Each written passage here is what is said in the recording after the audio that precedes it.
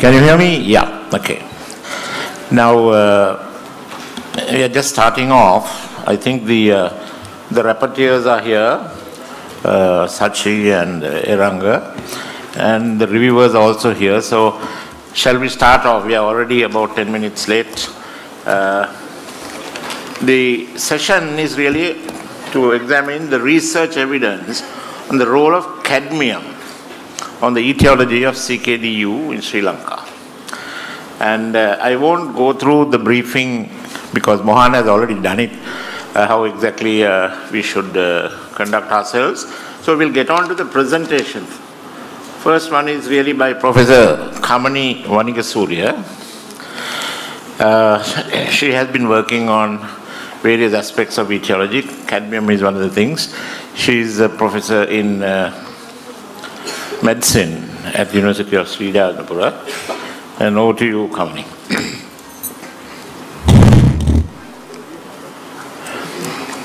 Thank you very much, sir.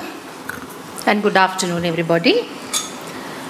With regards to chronic kidney disease, I think my first encounter with chronic kidney disease patients was way back in 1990 when I was working under Professor Isu Sharif in the professorial unit in National Hospital, Colombo. We saw a fair proportion of our chronic kidney disease patients were coming from North Central province, and they were young farmers, and we were really puzzled by what is the underlying cause. And even Dr. Chula Herak just a little while ago mentioned that he similarly encountered patients way back in 1988. So the onset would have been little earlier than 1994.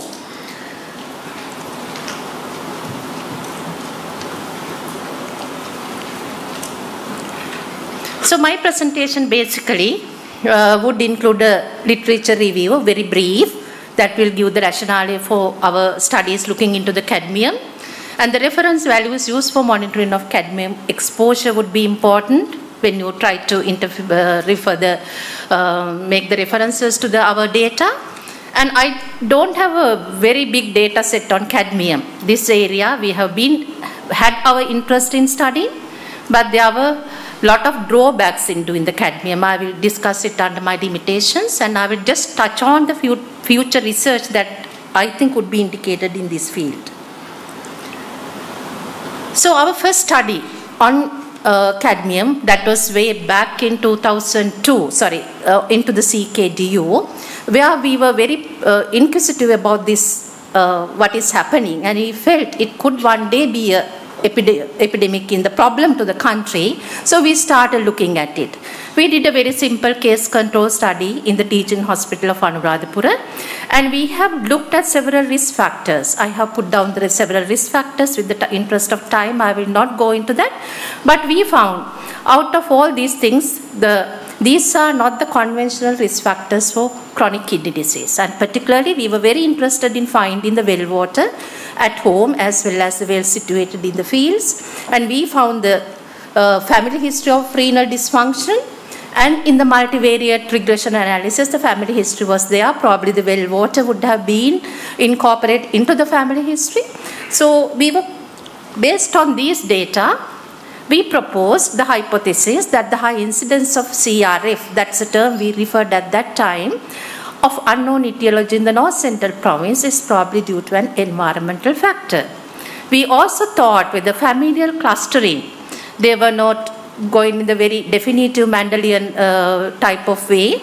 So whether it is due to possible genetic predisposition to the potential environmental factors.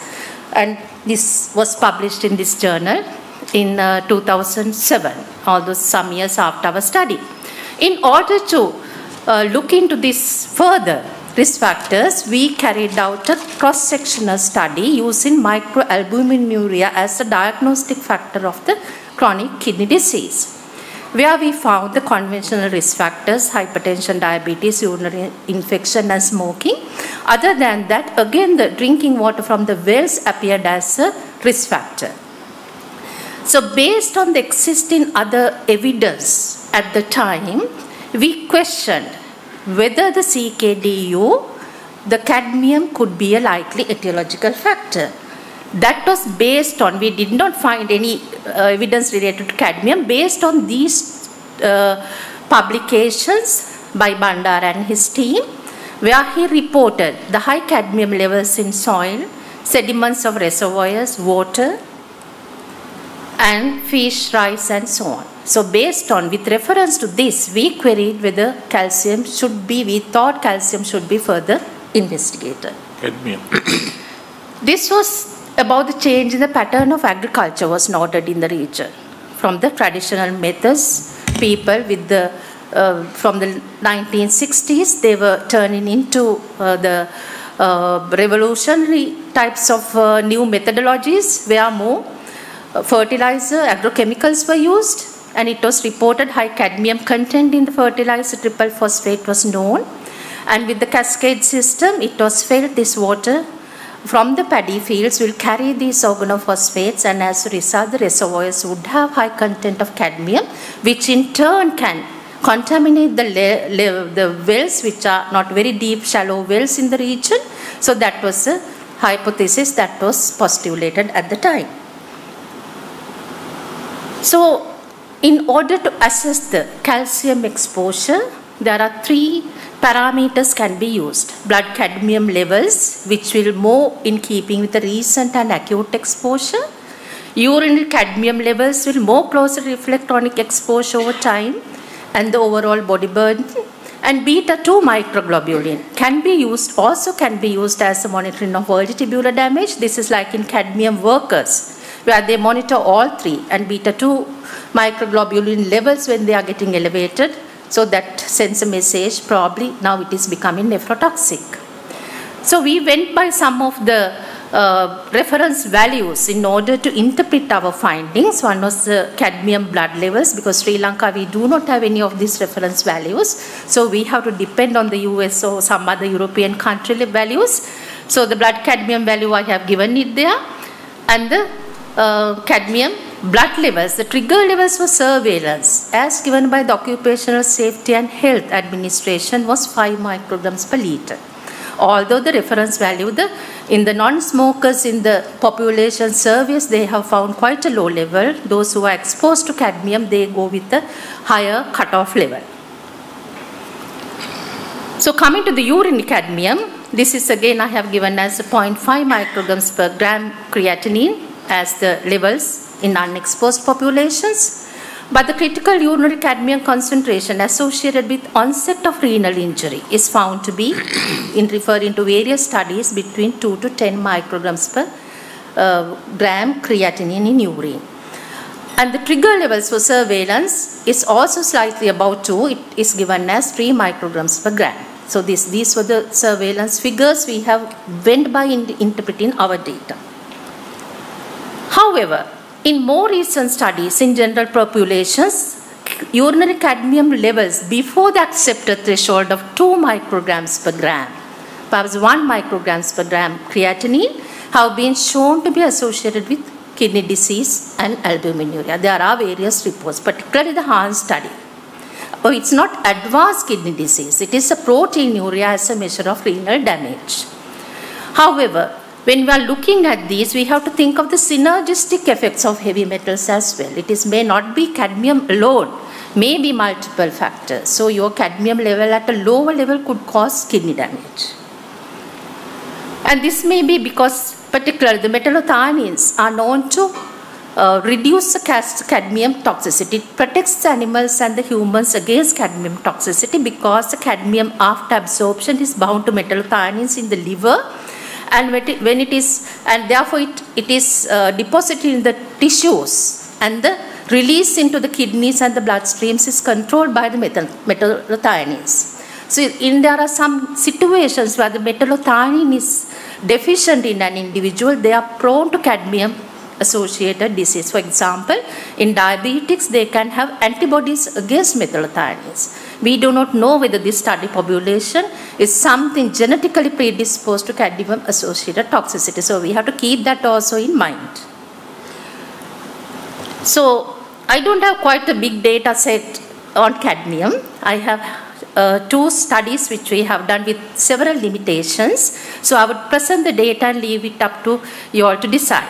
So this is our first study, is the evaluation of heavy metals in biological and environmental samples from CKDu endemic region. And this is published in this journal.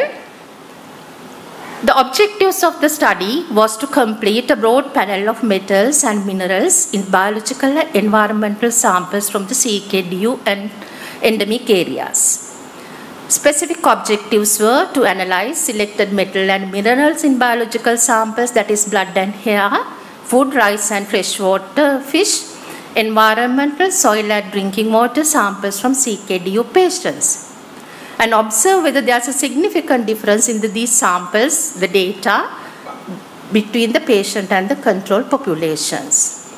Use the data from this study to use in a future multifactorial investigation to study in a broad way the CKDu risk factors.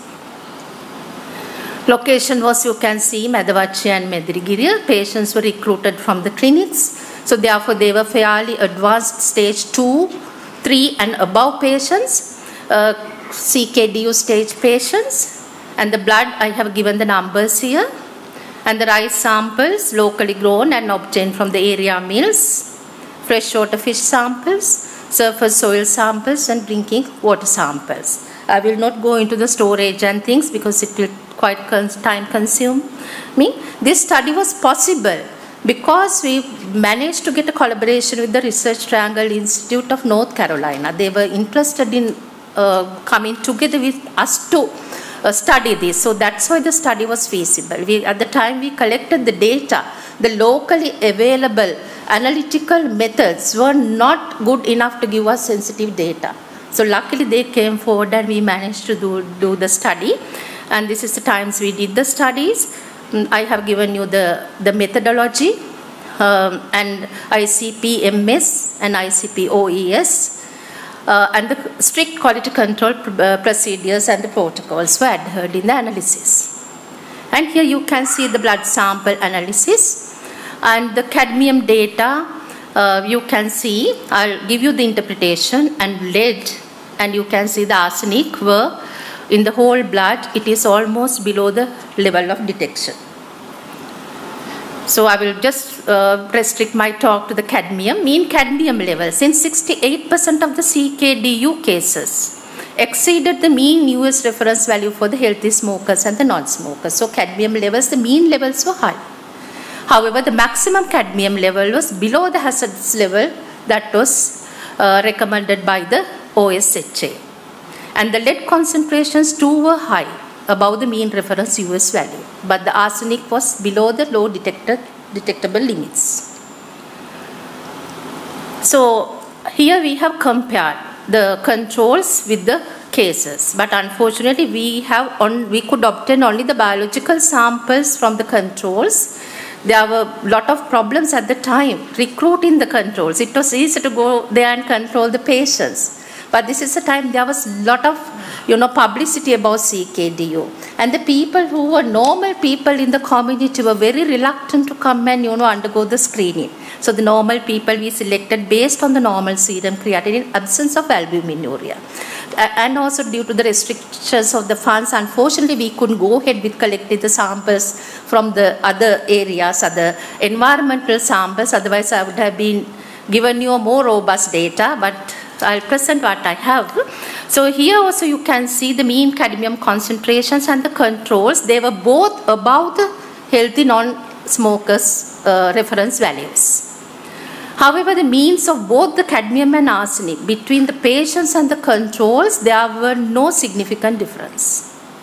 And the calcium and selenium values were high, but I will leave it out because it's out of our discussion. So coming to the hair samples, again you can see the results. I will give you the interpretation here. Observed hair cadmium concentrations were comparable to those reported by the WHO study. Arsenic concentrations were lower than those reported by Jayatillaka and the colleagues. However, the mercury is the best, hair is the best source to check for the mercury exposure. That was exceeding the women of childbearing age for the US populations. This is the rice analysis. The maximum measured cadmium rice concentration is below the maximum level, that is 0.4 milligrams per kilogram recommended by the Codex Alimentarius Commission. And the Chinese use a lower level because maybe the amount of rice that is consumed is much higher in China, same as us, given a lower level. But it was the cadmium we detected in the rice samples so much below both these levels. And the fish analysis here, our results in comparison to another study, both were small samples, ours was 11 samples, other study only 14 samples. The maximum concentration of cadmium stipulated for certain types of food by the Commission of the European Communities is 0.05, and our observed cadmium concentrations were lower than these recommended levels and the other literature reports of Allison and Bandara. And this is the drinking water. Again, coming to the interpretation, we went by the WHO International Drinking Water Standards and the US Environmental Protection Agent standards. Cadmium and arsenic, as in keeping with the previous presenters, they were within the acceptable levels. Fluoride and lead exceeded the applicable drinking water standard in some cases. I think fluoride, you have to take my word, that it is fairly much higher than the recommended levels. And 76 samples had hard or very hard water as calculated by the calcium and magnesium levels. Soil analysis, again I have given the data. Arsenic and lead concentrations along with some elements exceeded the mean background US soil concentrations. And no study samples exceeded the maximum US soil concentrations. Cadmium levels were lower than that is reported by the WHO study. Again, our limitation was it is a small sample size. So conclusions from this study was blood and hair data suggest that the study population is subjected to chronic low-level exposure to 3 nephrotoxic elements, cadmium, lead and mercury. Rice and freshwater fish consumption is unlikely to pose a significant health risk. However, the amount of consumption of rice, so this is better to do further analysis into the total weekly consumption. And elevated fluoride levels were observed and more samples were hard and very hard water. However, limitations of this study was a small study sample. Control group, I told you what really happened due to the limited funds and other logistics. There were problems about getting the control samples there. Right, so can we establish a causality? That's the question. However, mere association, though encouraging, should not be considered to be of causal importance without documented evidence of proof. We wrote this to the CMJ journal, evaluating whatever the research going on and happening at the moment. Therefore, we would need more evidence. And it is known, so we have to say, we know that toxic elements are present in the environment. But I think the epidemiologist would know, going for the Bradford-Hill criteria, we have to look for more evidence. Is that whatever the present toxins, are they really causing the kidney damage? Right? Individuals or collectively. And it is well known that the urinary biomarker, especially beta-2 microglobulin, is used to assess the tubular injury in cadmium toxicity. So therefore, we thought we will look into this possibility, whether we can use the biomarkers to assess the kidney damage. So therefore, we carried out this study. This was a pilot study, novel urinary biomarkers and heavy metals in chronic kidney disease in Sri Lanka as a pilot study. This is under review at the moment for publication, and this was presented as an oral paper. Objective of study is to evaluate the profile of novel urinary biomarkers in CKDu patients and whether there is an association with environmental exposure to heavy metals. So environmental exposure we measured by the urinary heavy metal levels.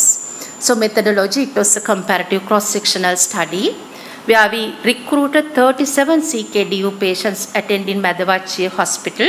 So we went by the criteria given by the Ministry of Health at the time to select the CKDu patients. And we took 2 control groups because we are looking at the occupational exposure, farmer group and the non-farmer group from the non-endemic area of the Western province.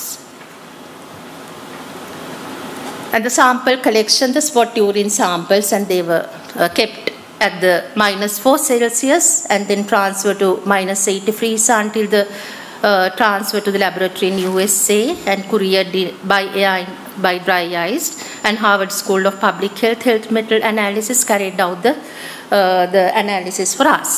And we analyzed a panel of heavy metals and 5 biomarkers for this test. And these are the analytical details. I will again, the ICP-MS was used, and the mercury analyzer, some other methodology was used, and the urinary fibrinogen and the biomarkers were tested by using Luminex-based kits. However, I do not have did not put the actual demographic data which should have been useful, but just to tell you the age of the CKDu patients and the farmer controls and the others, there was no significant difference in the age. If you take the smoking, it was equal in there were only for a difference between the CKDu patients and the farmer controls, but it was less in the non-farmer control. And the water, most of the CKDu patients still getting their water from the wells in this region. Even the farmer group also taking the wells that situated in their home gardens, whereas the non-farmer group was taking, most of their water was coming from the tap water.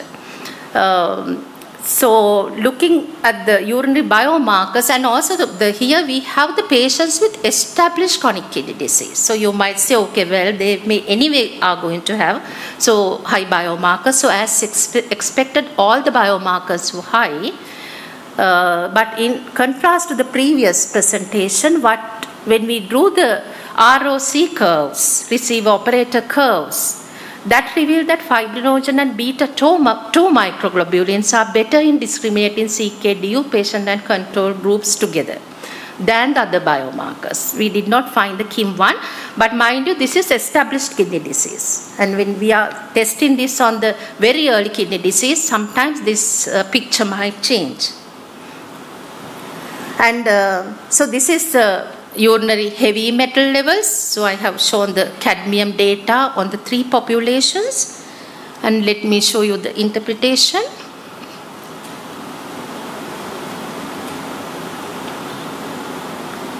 Sorry, I haven't put it, but what you see here, interestingly, the cadmium concentrations of the CKDu patients. Right, I have written there urinary cadmium levels of unexposed populations. This is the level we went by. However, in the CKDu patients and the non-farmer controls, it was equal. There was no significant difference. Whereas the farmers from the Western province, their urinary cadmium concentration was significantly higher than the other 2 groups. That was unexpected finding. So maybe there's some exposure through the agrochemicals, but they do not have features of chronic kidney disease. So that's something we should remember. So exposure, urinary levels may not really tell us that it is damaging the kidneys. So here I have computed the urinary cadmium excretion data from several studies. As you can see, there's a wide variation in the analytical data, the levels. And the Bandara's very first studies, they showed very high levels. But however, the analytical methodology was different. So maybe that was the reason for these differences in the data. But the Chandrajit and our data about the CKDu patients are quite similar. And only we have the non-farmer controls from the non-endemic areas. So these are you can see the wide variation. So that is one problem in coming to the conclusions about the cadmium exposure and the kidney damage. So what are we to do? Are we going to say stop here, or do we need more studies? So that is what we have to decide. And we also did this statistical analysis to see whether there's urinary biomarkers, whether it is associated with cadmium. But we did not find any urinary biomarker levels correlation with the cadmium. None of the biomarkers, KIM1 or beta-2 microglobulin. So it's a bit tricky to interpret these results, but this is what we found. Whereas mercury, arsenic, there were some associations with the biomarker levels. So the conclusions of this study were the urinary cadmium levels were above the reference ranges for unexposed populations but below the toxic levels for renal injury. No correlation with urinary cadmium and any of the biomarkers. Urinary biomarkers of, however, even though it does not show correlation with cadmium, fibrinogen, beta-2 microglobulin and KIM-1 would be valuable markers in identified arsenic other than the cadmium, perhaps toxin-mediated early tubular damage. It was correlating with the arsenic and the mercury. However, they need to be validated in a larger study, which include patients with early CKDu. So our limitations in these studies were small sample size. This study, of course, one major limitation when we analyzed, and we thought we would have included a control group from the endemic region. But at the time we thought the patients who are in the endemic region, even though they are negative for albumin, they are likely to have very early stages of chronic kidney disease. And these studies also proved, this study, that albumin is not a good screening test for chronic kidney disease, being it's a tubular disease. Only 62% of CKD patients, even in the advanced stages, had albuminuria. So we need some marker. But I have my doubts about using it for screening purposes, the urinary biomarkers. But I think definitely it will be a very good tool for us to have for a research studies to assess the toxin-mediated tubular damage. So these are the limitations of this study. So we do have 2 ongoing studies, again based on the results of the first study. So the same team sponsoring us to carry out the urinary biomarkers, heavy metals, in patients with early CKD. This study actually we are carrying out locally. However, again what will happen is the sample sizes are not very big, just to satisfy the statistical correlations because they are very expensive. The biomarkers are expensive, the heavy metal analysis is expensive. And the second study is depending on my first study data, so they are willing to carry out a bigger study having the control sample, so we will be planning for that. However, I feel what we do not have is, we do not have any longitudinal studies. All these are cross-sectional studies and data. So we do not know what happens in a year's time, whether the cadmium levels are going down. So if we started some cohort studies way back, several years ago, now we would have seen the result. So whether these are feasible. And the constraints mainly we had is the funding is a problem, and also the laboratory resources. We had to turn to some collaborations in foreign countries to get the accurate data on the heavy metals. So these are our limitations in carrying out these studies. Okay, thank you very much. Why don't you sit here? Yeah, so we will go on to the next presentation and then subsequently proceed. The next presentation is by Dr. Kamal Gama. He has been doing several studies, particularly associated with cadmium. So let's listen to him.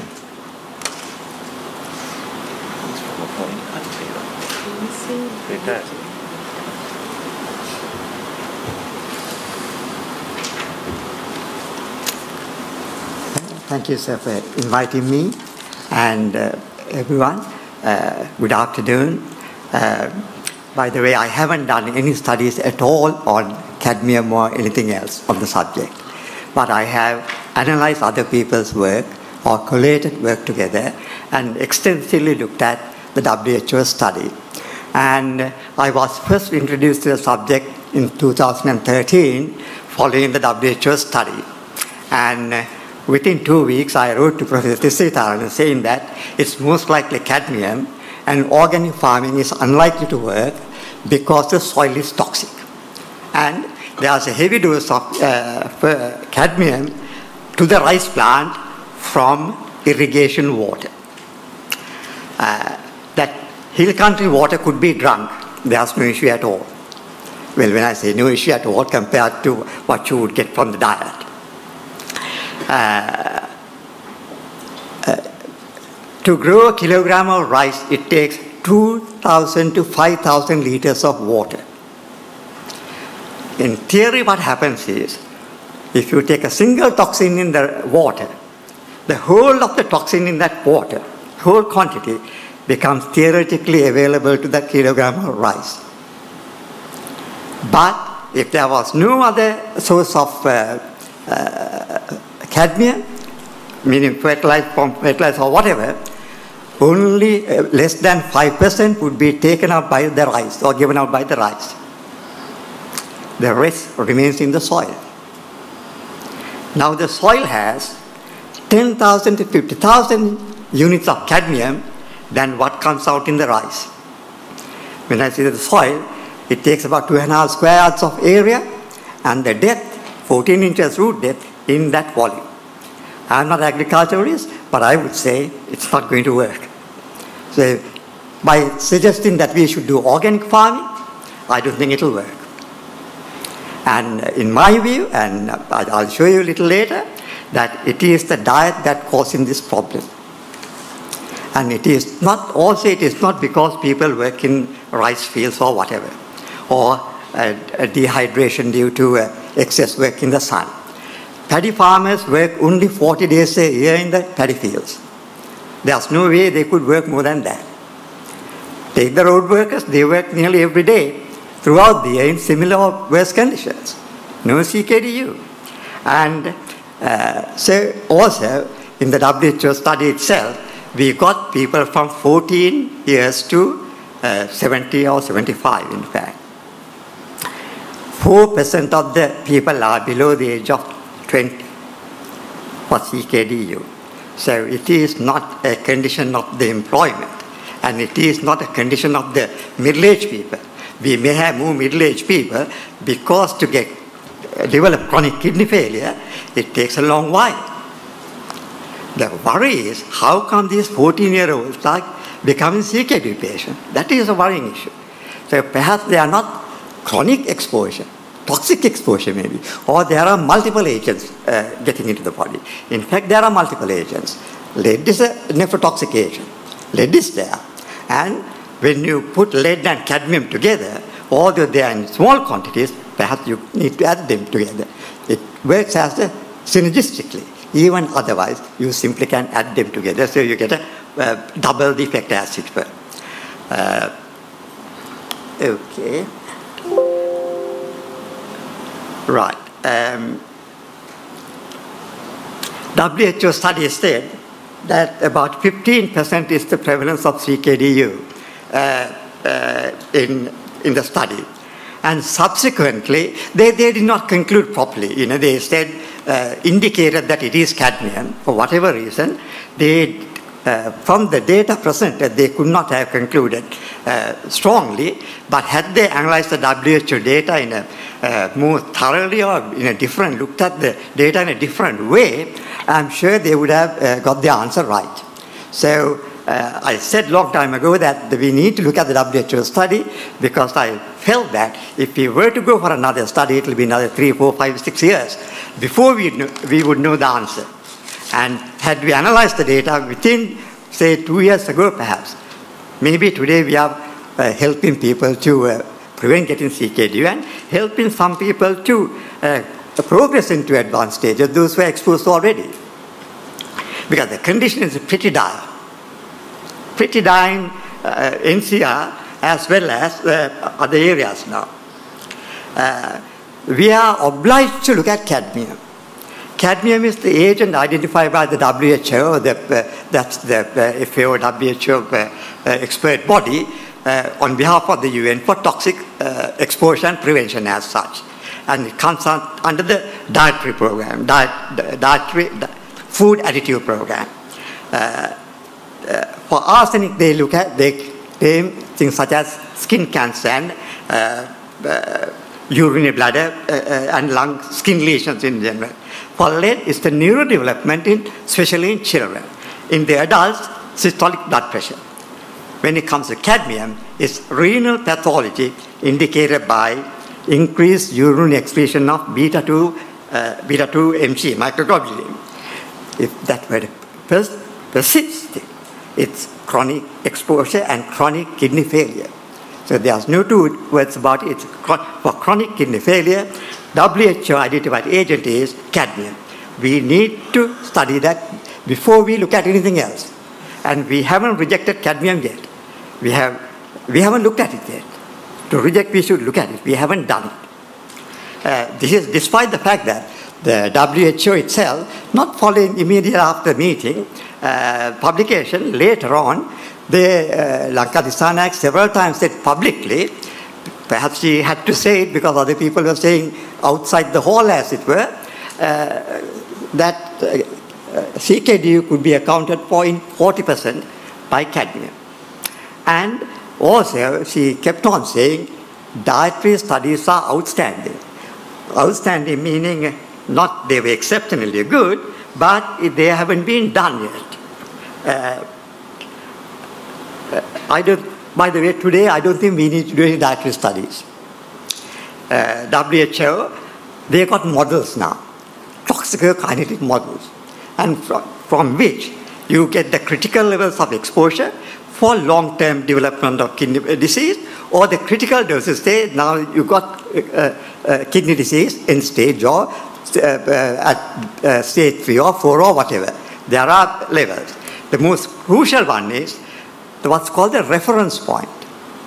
When the reference point cadmium level is 1 micrograms per gram in the urine, that shows that one day that person is extremely likely to develop chronic kidney disease. And that is normally that would be reached at the age of 50, after 50 years of exposure. Then you become, because they allow a 5% prevalence of CKDu after the age of 50. That is how these standards are based. But in Sri Lanka, that RP is reached at much younger age. So there's a pretty high exposure. And to reach that 1 microgram per gram urinary per creatinine adjusted level, they have dietary exposure levels too. Then we know, all we have to do is to say, does our diet contain this much of cadmium? And it does, in fact. Although we haven't done it, well, we got some idea now. By rice alone, if we go to the higher end of the rice toxic levels, we will get chronic kidney failure. Simple as that. We keep on referring to the international standards. None of those apply to us here for this type of thing.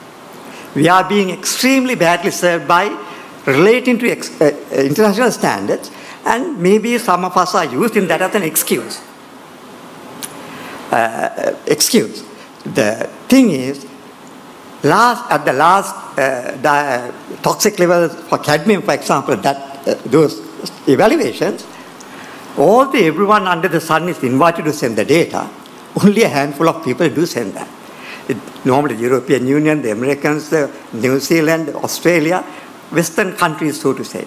And now the China is coming in, and the last one, Japan, send the rice. And they take into consideration the consumption as well as the toxic levels.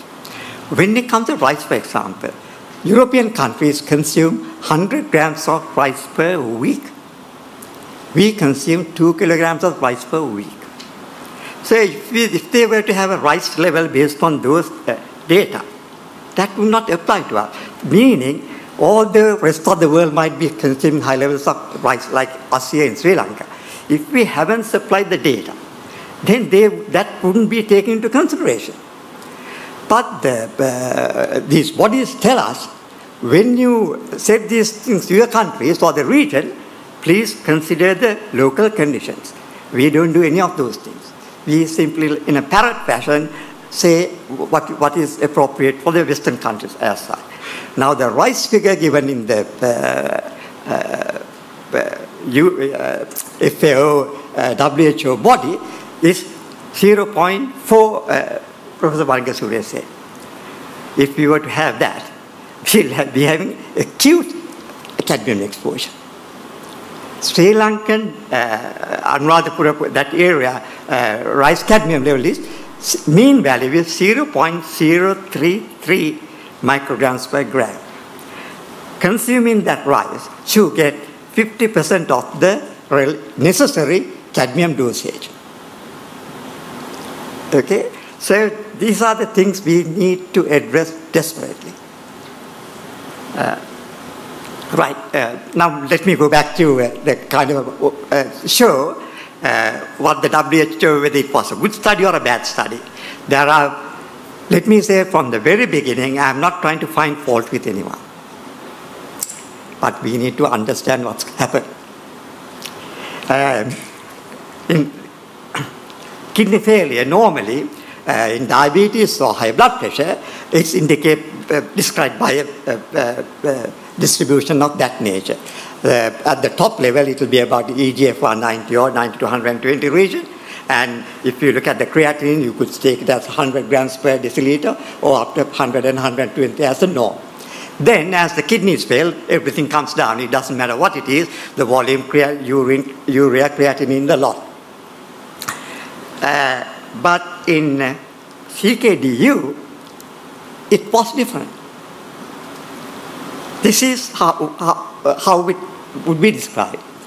It is multiphasic in the sense it has a hyperfiltration phase. And in the hyperfiltration phase, disasters happen no end. Micronutrients are lost, electrolytes are lost, solutes are lost. So what Dr. Jasmine was talking about, electrolyte losses or the levels being low in the body. So hyperfiltration would account for that. Why does the hyperfiltration happen? I haven't a clue. Reason is there are so many agents. Cadmium, arsenic, lead, we know that for sure. Then glyphosate and those things. Perhaps fluoride, although I'm little concerned about that. But certainly these things can cause excretion simply because, just like having a bad meal, if you throw up or have the runs, that is because the body doesn't tolerate it.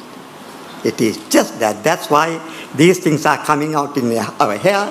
By the way, those who got hair, like Ajit here, might know that. Or in the blood or the urine. It is in the blood or in the urine or in the nails. It's coming out because the body is trying to get rid of it. And once again, going back to this, what's happening here is in the hyperfiltration state about that horizontal line. In fact, there are two values that for any parameter you look at, say urea, creatinine or whatever, at two values, same value at two different points. Whether you look at it in the ascending phase of hyperfiltration or the descending. So when you look at averages, things are going to be little hazy and the distribution is going to be broad and the statistics are going to be somewhat diluted, let's say. What I've done here is, from the WHO study data, I took away the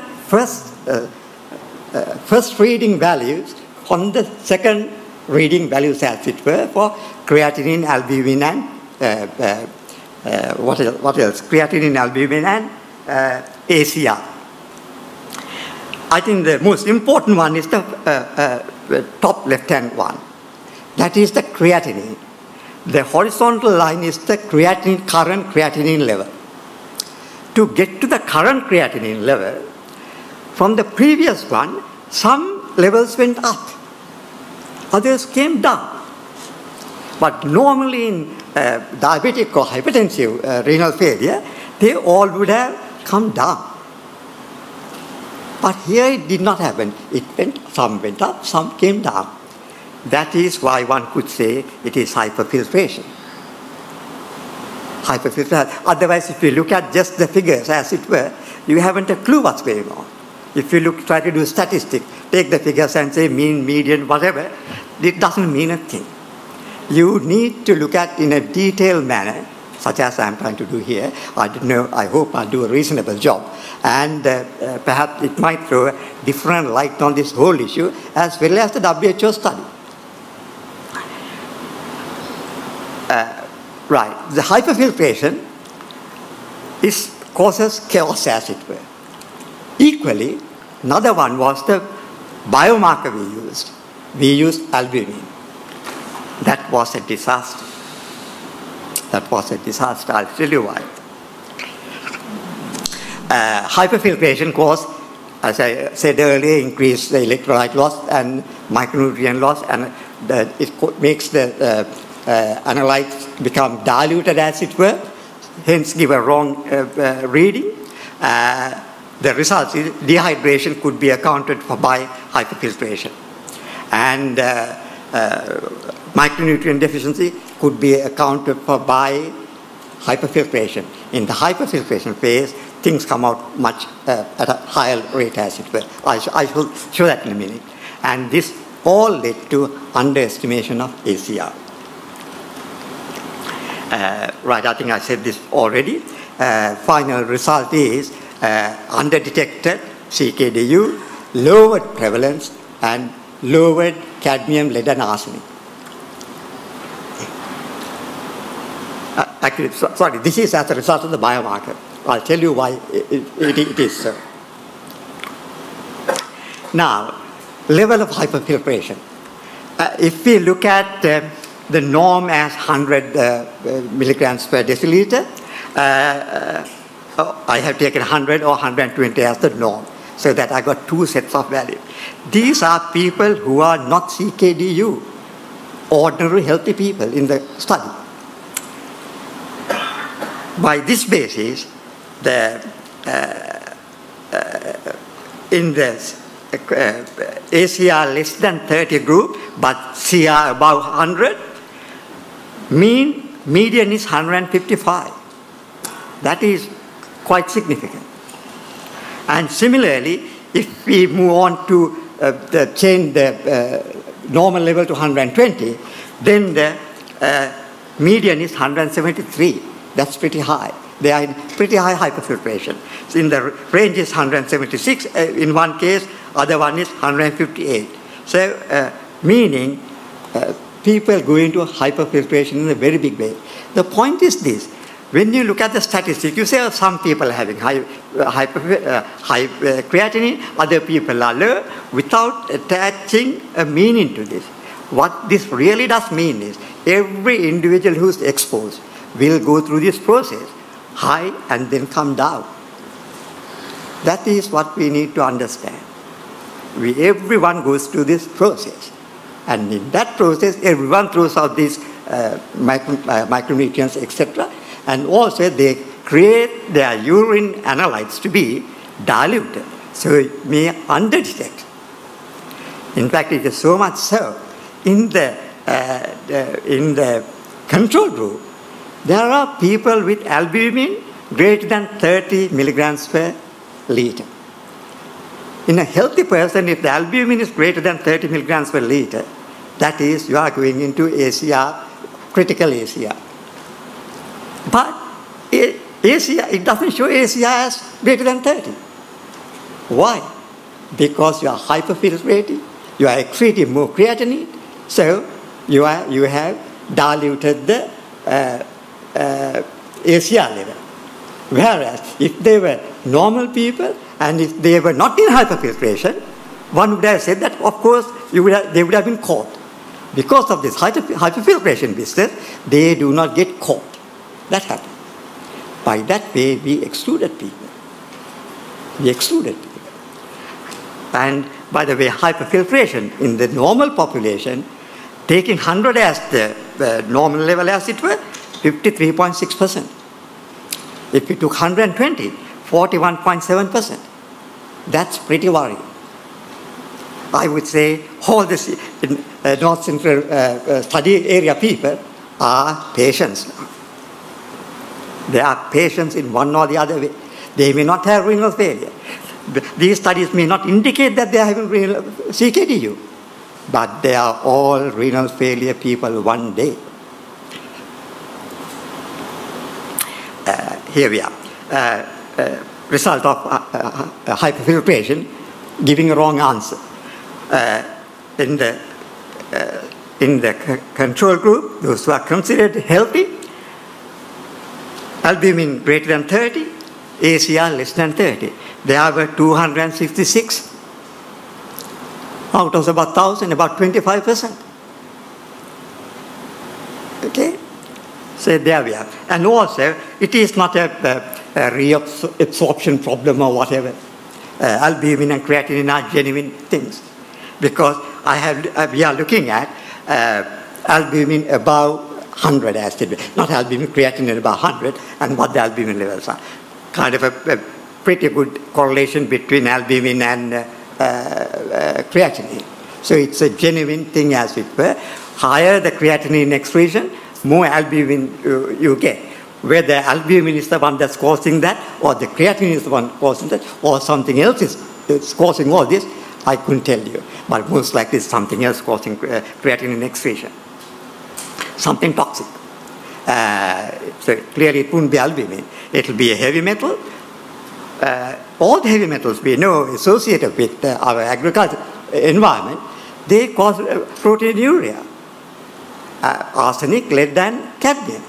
So they are all contributing to proteinuria. It doesn't mean that they are all causing kidney problem per se.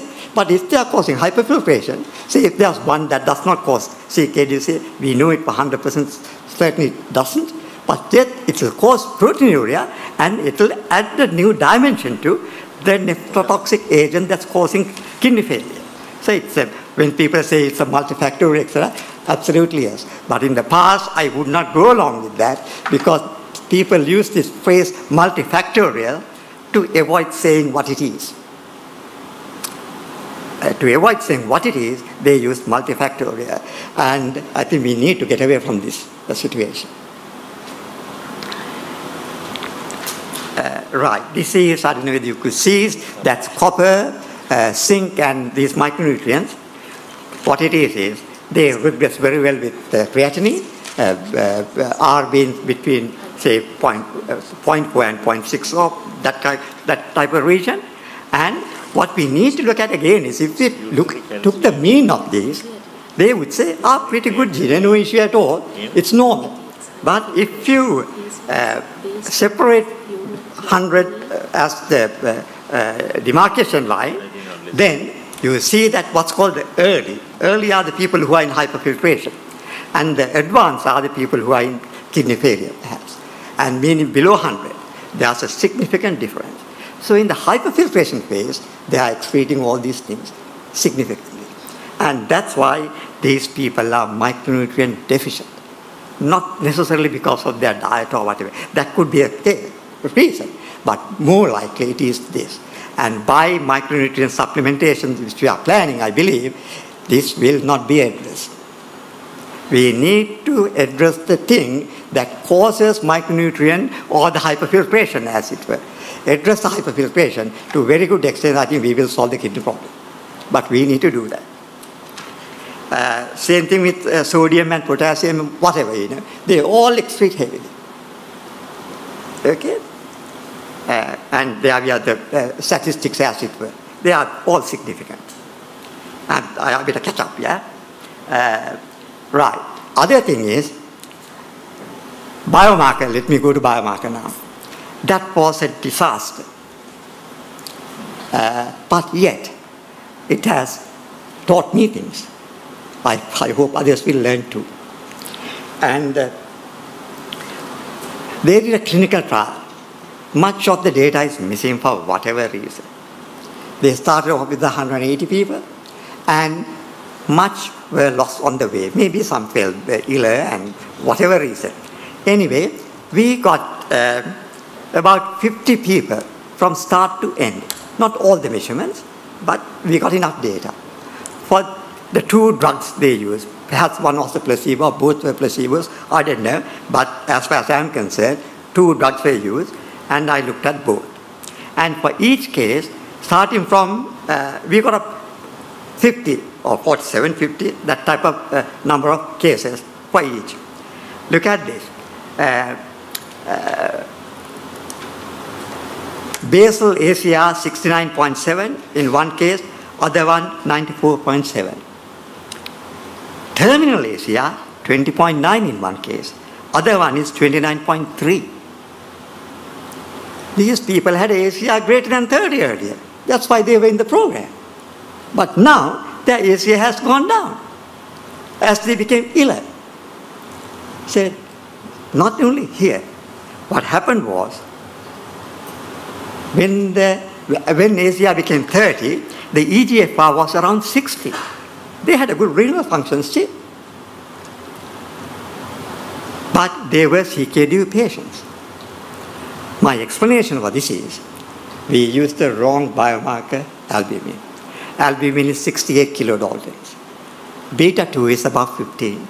Alpha 1 is 13 or something like that. Smaller molecules. They would have gone through the penetration, the basement membrane of the kidney. Because around 60, maybe because of inflammation of the glomerulus, these penetrations become narrower, thus block the large molecule proteins, meaning albumin. Had we used beta 2, they would have gone through. So in the end, what happened was, this study, we looked at all the patients as it were. They were not. We stopped looking at beyond stage 3. There may be some people beyond stage 3 because the biomarker did not detect people beyond stage 3. So it's a narrow group of people we looked at. That's why when people like Prof. Vijay Kumar kept on saying, why is cadmium so low, And kind of I sniggered at them, you didn't understand what it is. That was before I looked at the data. Even then I would have found an explanation and I could explain. But now that I have seen the data, I got a better explanation. And they were more right than I gave them credit for. And so we looked at a narrow band of people. We haven't looked at the full picture. I think what we need to do is to look at this narrow band thoroughly, completely, and learn from it. Let's not go for another 6-year studies. Complete waste of time. These people haven't got the time. They haven't got the time.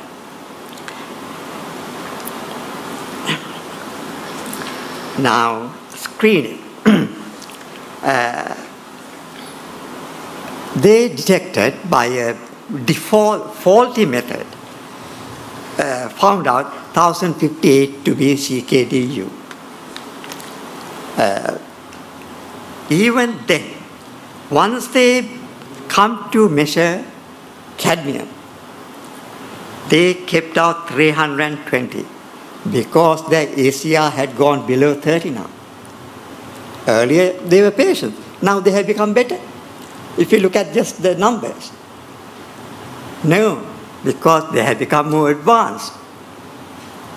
They have gone beyond stage 3. Or just, in fact, they are entering stage 3. Their ACR has gone down. And they did not measure cadmium of those people. So these people were iller patients. They kept out. So that would have lowered the cadmium level. Another one, they identified 733 people as CKDu. They measured only cadmium or metals in 495 or 493. Then referees asked, they said, these people seems to be ingesting high levels of heavy metals, but the study does not seem to show that. And the second one said, had they looked at cadmium in all the patients, probably they would have come to a better conclusion. So they were saying it is heavy metals, you people haven't done your job properly. That's the way to read these things. And thing is, now the reply given by Dr. Shanti Mendis to the referees was, for financial reasons we had to keep some people out. If it is financial reasons, then when you look at the data set, look at the ACR, there shouldn't be any difference. But those whose cadmium was not measured or was not reported has a higher ACR, significantly higher ACR. Right, that's that. Anyway, so bottom line in the end is, we underestimated the prevalence. It happened by several methods. By dilution, we kept people out, and by ACR going, reversing ACR at stage 3, we kept more people out. The bottom line in the end is, my calculation is prevalence is around 33.4, around 30 or more CKDu prevalence. This is from WHO data. Please look at it again. The way I'm doing it, find fault with it, but please have a very open mind and look at it without wasting any more time. In my view, we can begin to treat these people tomorrow evening with a safe diet. Safe diet is no good anymore. These people got cadmium, whatever things in the bodies already. We need to go for a diet much safer than that, much cleaner than that. We can't go for 100% clean. There's no way under the sun that could be done. But we need to go for a very clean diet to get rid of the biological burden. I don't know whether everything would come out. I suspect would come out. Luckily, just recently, well, it's been there in the space for a year, I recently came across publication on Chinese, where they fed cattle with cadmium diet, where they gave a dose of cadmium in a capsule with the diet. 21 days, their urine level went up, fecal level went up naturally, and blood level went up. They stopped. Oh, by the way, milk level went up. They stopped. They all came down. Not within 63 days, that was the end of the line. By then, urine and blood were clear, but not the milk. So there is hope by giving a clean diet. That is the discussion. Oh, this is the toxicological models. What it does is, it shows, by the way, they use beta-2 microglobulin. This is the thing that matters. But for us to look at our data, we don't have to worry about whether we use albumin or beta-2, except the fact that we haven't got cases beyond where their truncation begins to go up, you see, around when the cadmium, urinary cadmium is around 8 or 9, we haven't got patients beyond that. We haven't got patients beyond that. We've got patients up to that. But this is the scenario for where you have looked at everyone. The point here is what's called the response point. That is when the urinary level is 1 microgram per gram per creatinine. And that is the level the medics should be getting concerned, just like in diabetes. You better take care, otherwise things could be dire. Normally that level would be reached at a later age. But in Sri Lanka, our kidney patients are 39 or something like that in WHO study. That's pretty low. Well, anyway, we got a massive epidemic, you know. So what else would you expect? The thing is, this model is good enough for us to use. But when it comes to diet, we need to use at least in the least, we need to use what they use in Europe. They are not using the international level model as such. The safety model they have is 5.8 micrograms per kilogram body weight per, 25 micrograms per kilogram body weight per month now. But they say adapt it to your conditions as such. Now in Europe they found out the vegetarians who eat pretty much the same food regularly, they get more than double the cadmium level than the meat eaters. Meat eaters get their cadmium from 1 or 2 sources, mainly, so to say, in large quantity. Kidney and the liver. They are not things that are eaten regularly. And the seafood, like shell food. And they are hardly eaten. So we shouldn't look at seashell level and say, add zinc to it, then you can eat it. You eat that once in 6 months, once in 3 months, probability-wise. So we can't go around and say, add zinc to rice some people seem to be saying this type of thing, you know. That's utter nonsense, I think. Anyway, besides that, so because of these vegetarians or the vulnerable groups, they have reduced their exposure level to 2.52 micrograms per kilogram body weight per week. In Sri Lanka, as a national thing, I think we should go for that, say Colombo and elsewhere. But I don't think there's a mighty hurry for that. We got to focus on Rajarata. But we can't use that 2.52 level, which will work in Colombo today, for these people. They are already exposed. So we got to forget the limit as we give a clean as possible diet now. Maybe for a few years, and some people only a few months, we don't know how well it would work. Then once they are clean, as it were, then go for a diet national state level if we can bring the biological burden down. Otherwise, we've got to be extremely cautious.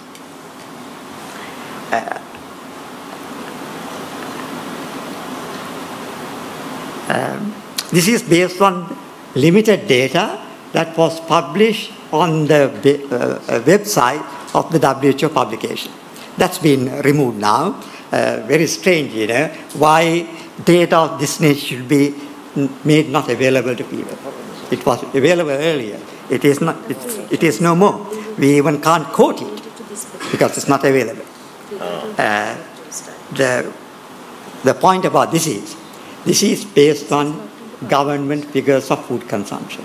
For every region we have data, and typically we eat something like 300 grams of rice per day. In Rajarata, Anuradhapura Pulana, they eat little more than that, maybe 10% more. That doesn't matter a big deal. But the thing is, rice consumption is pretty high. This is based on 0.033 micrograms per gram cadmium, not 0.4.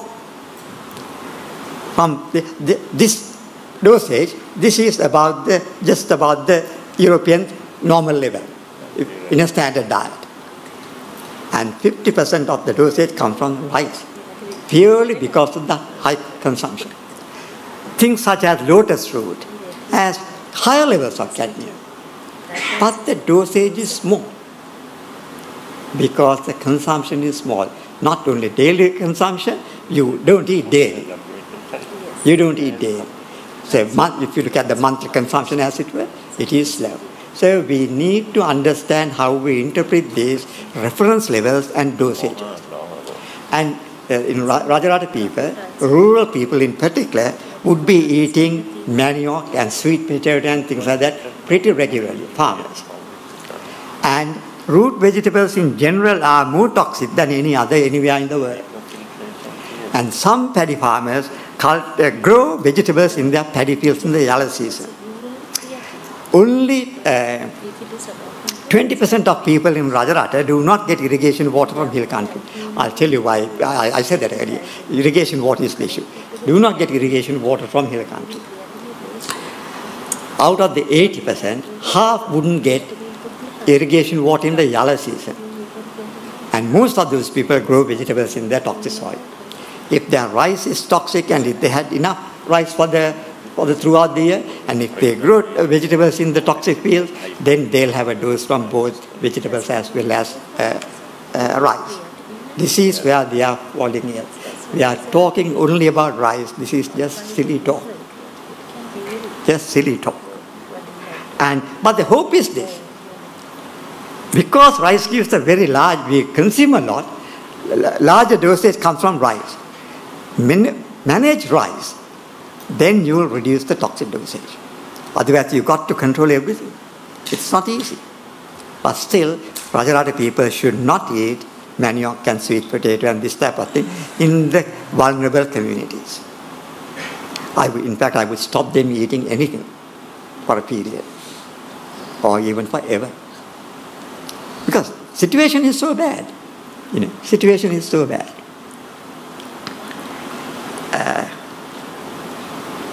Right.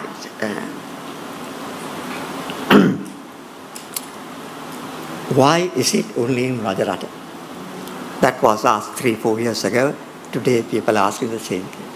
We eat the same food, we use same fertilizer. I think I've already said it. And now it's not only in Rajarata. It's going to Tanamalvila, Valavaya, Muragala, Walevaganga, Kirindioya, Malalaya. They bring water from hill country. And it's moving towards Kurunagala now, and upwards, outwards. But epicenter seems to be Anuradhapura Polunaru. Now, if it is something underground like geological water, this problem would have happened everywhere at the same time. Still, if that could play a role. But that's why I would say it is not geological water. But something is spreading. That's why it's coming down, going towards Kurunagala and going upwards. That is the irrigation water. Toxic soil conditions are changing to toxic level. And what was toxic earlier, in the where the waters arrived, it's been distributed now. That's going to go further down. And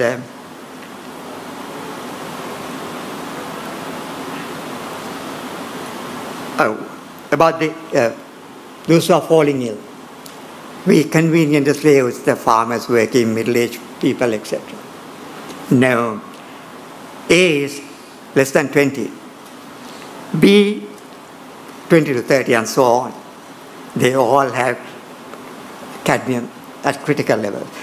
Most of them are not having at critical level, but they have cadmium. They have cadmium. They are all exposed to. Goes to show that not because of employment, something else. Something else is the diet.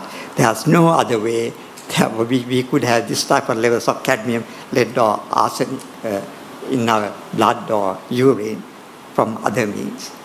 Just dreaming about it wouldn't make it happen. And it is the diet that's causing it. And I haven't got some other details here. Never mind, what I'm trying to say is lead is equally bad.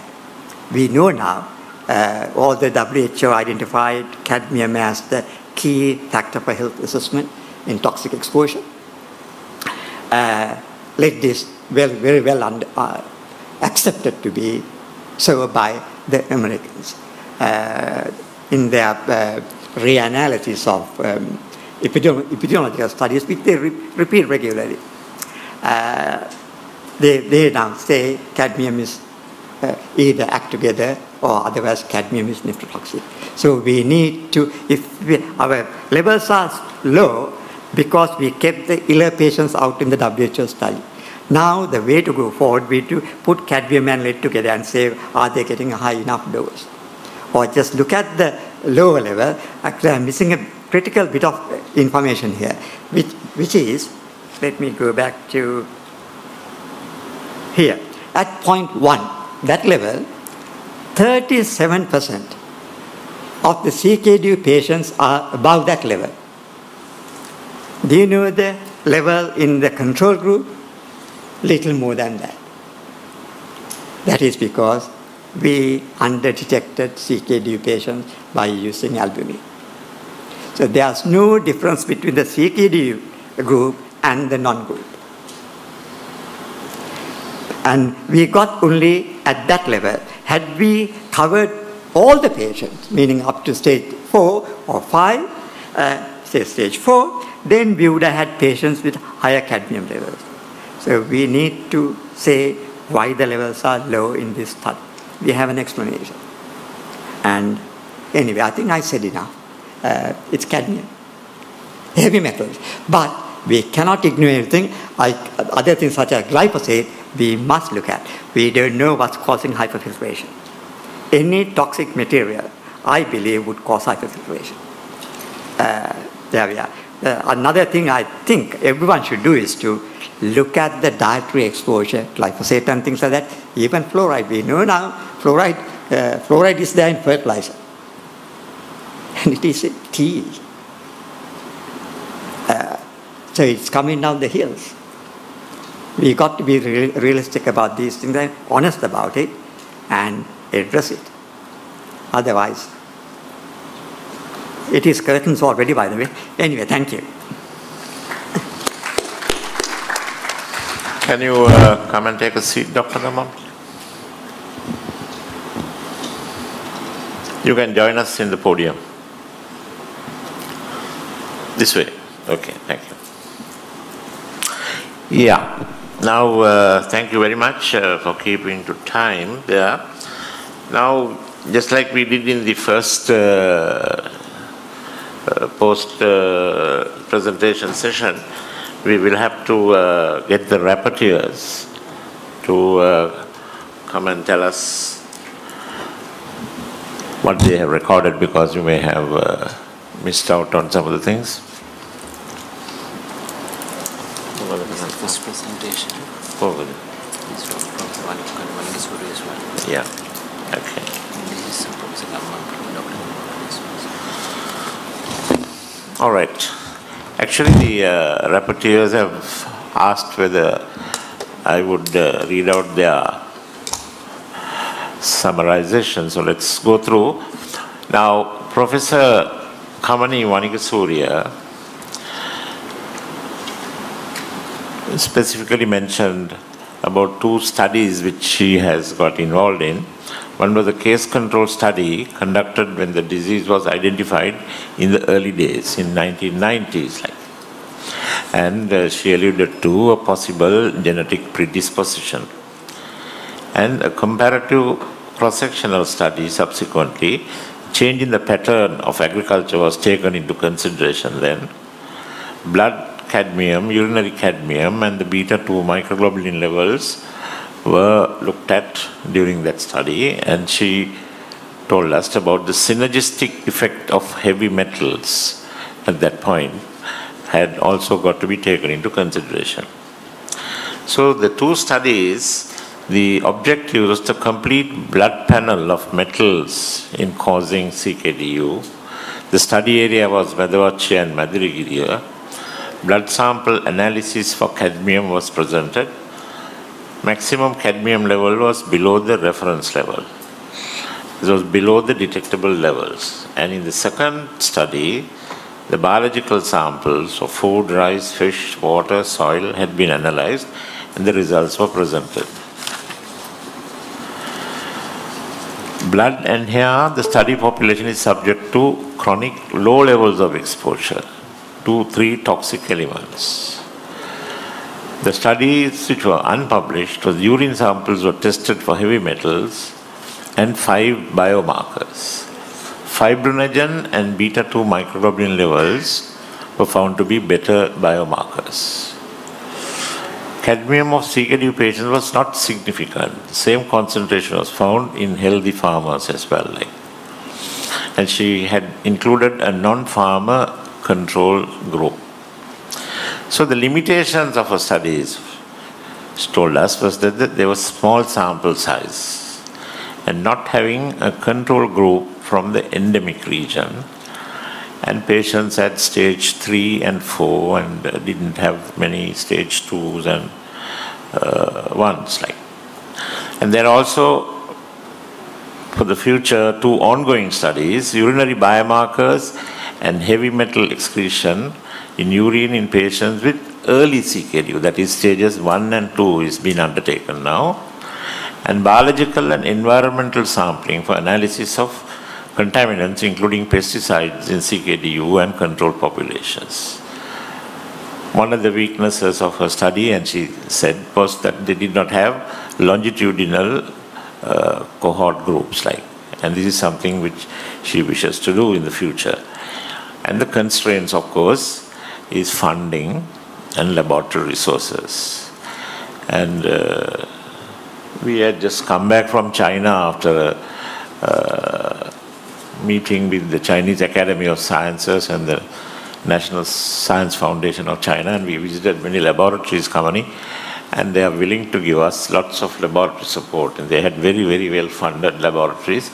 So I think you should get in touch with the National Science Foundation and laboratory resources. I'm sure they will be able to help you.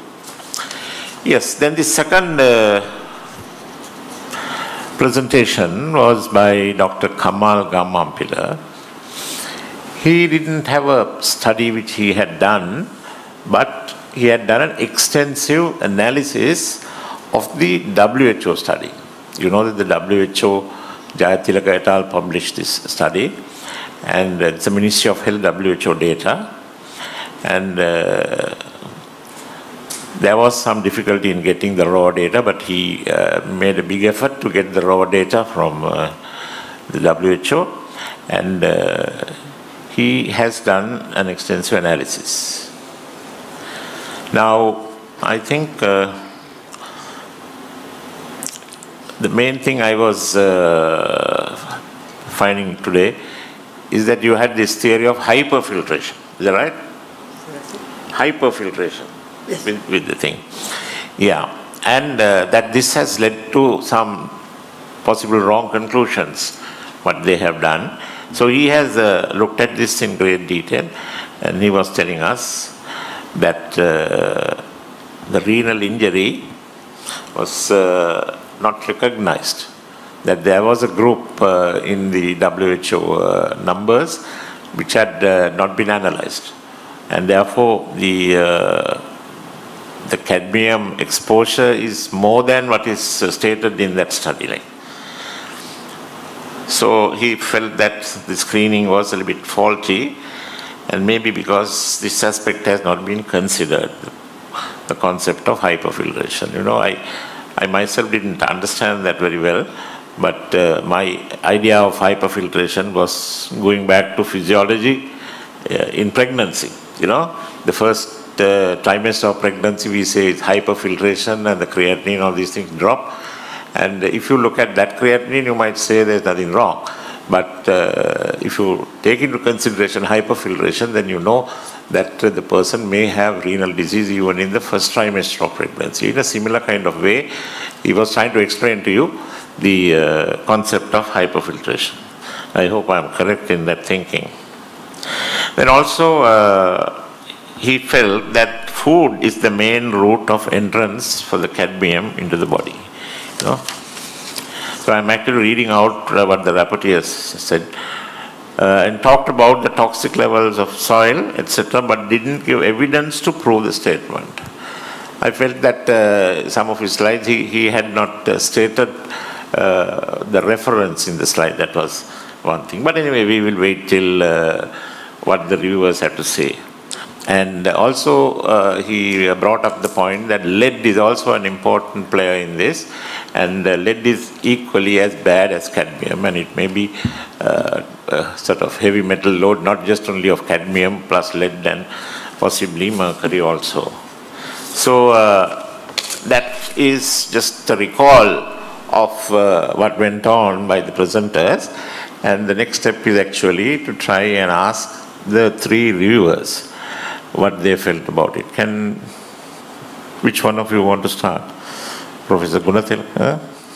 Okay, please. Thank you, sir.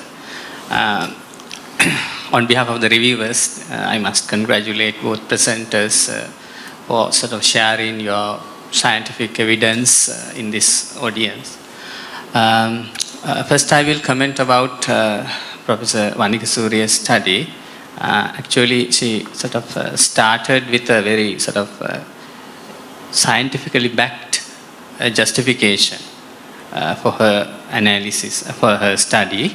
Then the hypothesis, actually there were two main studies.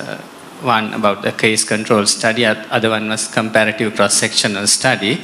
And each study, she very well presented the scientific hypothesis, which basically focused on the cadmium as a potential etiology, of course, in CKDu.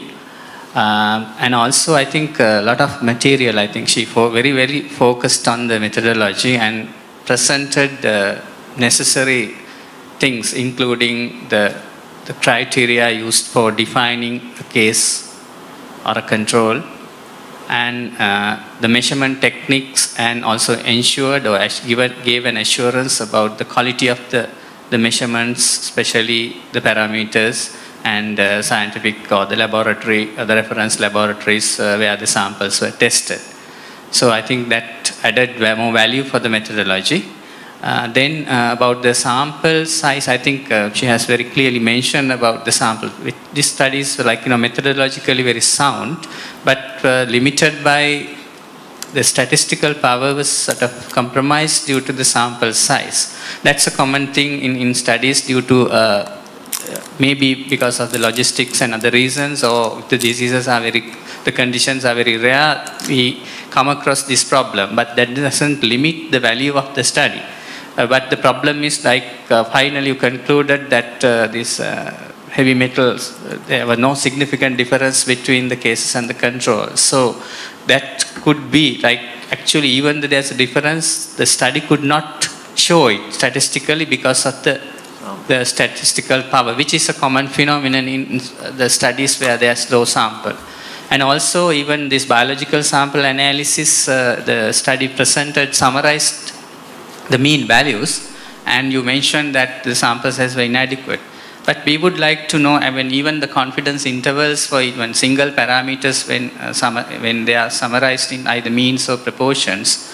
The confidence intervals also are important for us to make a judgment about the value, the correct value, because there may be a wider confidence intervals means that we cannot clearly say where the value is. So that part would have been improved if the confidence intervals are presented, but again you mentioned that because the sample size was small and just then point estimates may not be so valid. Other than that, I think your conclusions are very valid, I think even based on that small sample sizes, because you found that even though it's inconclusive, even the case control study, the numbers were very small. Whereas I don't know whether you before starting the study, you had an estimate or had a number of the expected sample size. Anyway, it was a well-designed study. So in any case, the message that I want to pass is that in a well-designed study, we should design the study before we embark on data collection or doing whatever the measurements, so that we have a very clear idea about the numbers that we are dealing with, and also sampling selection methods and the criteria. Then probably this multivariate analysis and the correlation analysis also presented. So therefore, I think that also added value to your study. And then the final, and again your recommendation about this applicability of beta globulin as a biomarker is a good thing for the future studies. And finally, this your suggestion about the longitudinal study. True that I think we have to think of, as scientists, we should try to give the best evidence. At the same time, that should not stop the action, right? So, as Dr. Jayasumana mentioned in the previous session, right, the action should be taken, but with whatever the evidence we have at hand, because we should not wait, because the impact will be in 2 or 3 decades, even if you take action now. So, therefore, we should not delay action. At the same time, we have to look at the multifactorial nature of the situation, even though individual researchers are focusing on the items in isolation. I think the presenters repeatedly highlighted that the need of looking at various things, not only this is a relationship between one versus the other, but there may be so many behavioral factors. Even when we say cadmium, how the cadmium or whatever the heavy metal gets into the human body and the human tissues. Therefore, there are a lot of behavioral elements that also should be looked into when you do in a cohort. So in a cohort study or a follow-up study, as you plan, if you are doing a well-designed study, so we need to look at all possible things in these vulnerable populations, including their behaviors for a long time. So those are some of the key comments that I wanted to make in your study. Thank you. Thank you. What about the next review?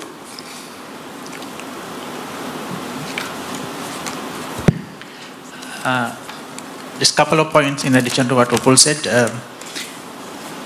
This is a small study, as she admitted and said, in a limitation, but if the gap that we are trying to demonstrate is fairly wide between the control and the cases group, still this sample may be adequate, and that needs a meticulous calculation of the sample size using prevalences in both groups.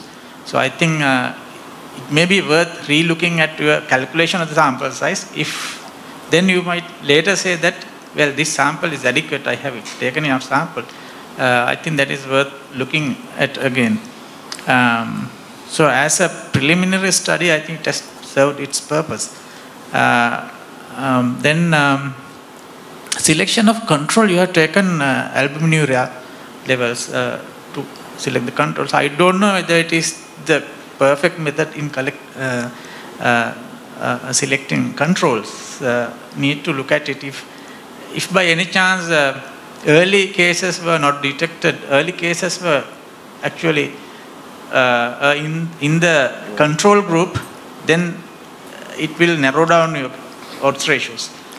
So that is another point. And then your suggestion to have a longitudinal study, I don't know, it will hit with the ethical issue, because when you see patients, when you see a solution or some kind of a remedial measure that is available, you can't, if you have to give it, then at that point the research will have to be stopped. So, or if you continue, then there will be an ethical issue. Yeah, that's it. Can I she would like to respond to that particular point. Yeah, about the inclusion criteria. Right now, the inclusion criteria to recognize CKDu is albuminuria, albumin creatinine ratio, and also serum creatinine. We do not have anything else more specific. That's why we are looking at the biomarkers. I think from Professor Mangala's study, we think the beta-2 microglobulin, so some biomarkers may come up as early screening, but you have to be very careful using it in the population screening, because false positive values also can come up, whether these positive ones actually go to, so it will need lot of, I think, studies. But it would be a very good screening tool to exclude the patients with, or include patients with the very early stages using the biomarkers. That's what we are studying at the moment. Yes, the next review.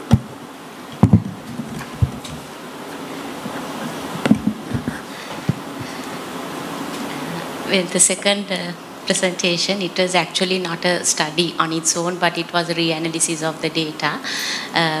We found it a bit complicated to sort of, put all the facts together and kind of do a review. But from what we've understood, you brought in two important phenomena. One is this ACR reversal phenomenon, and also this hyperfiltration.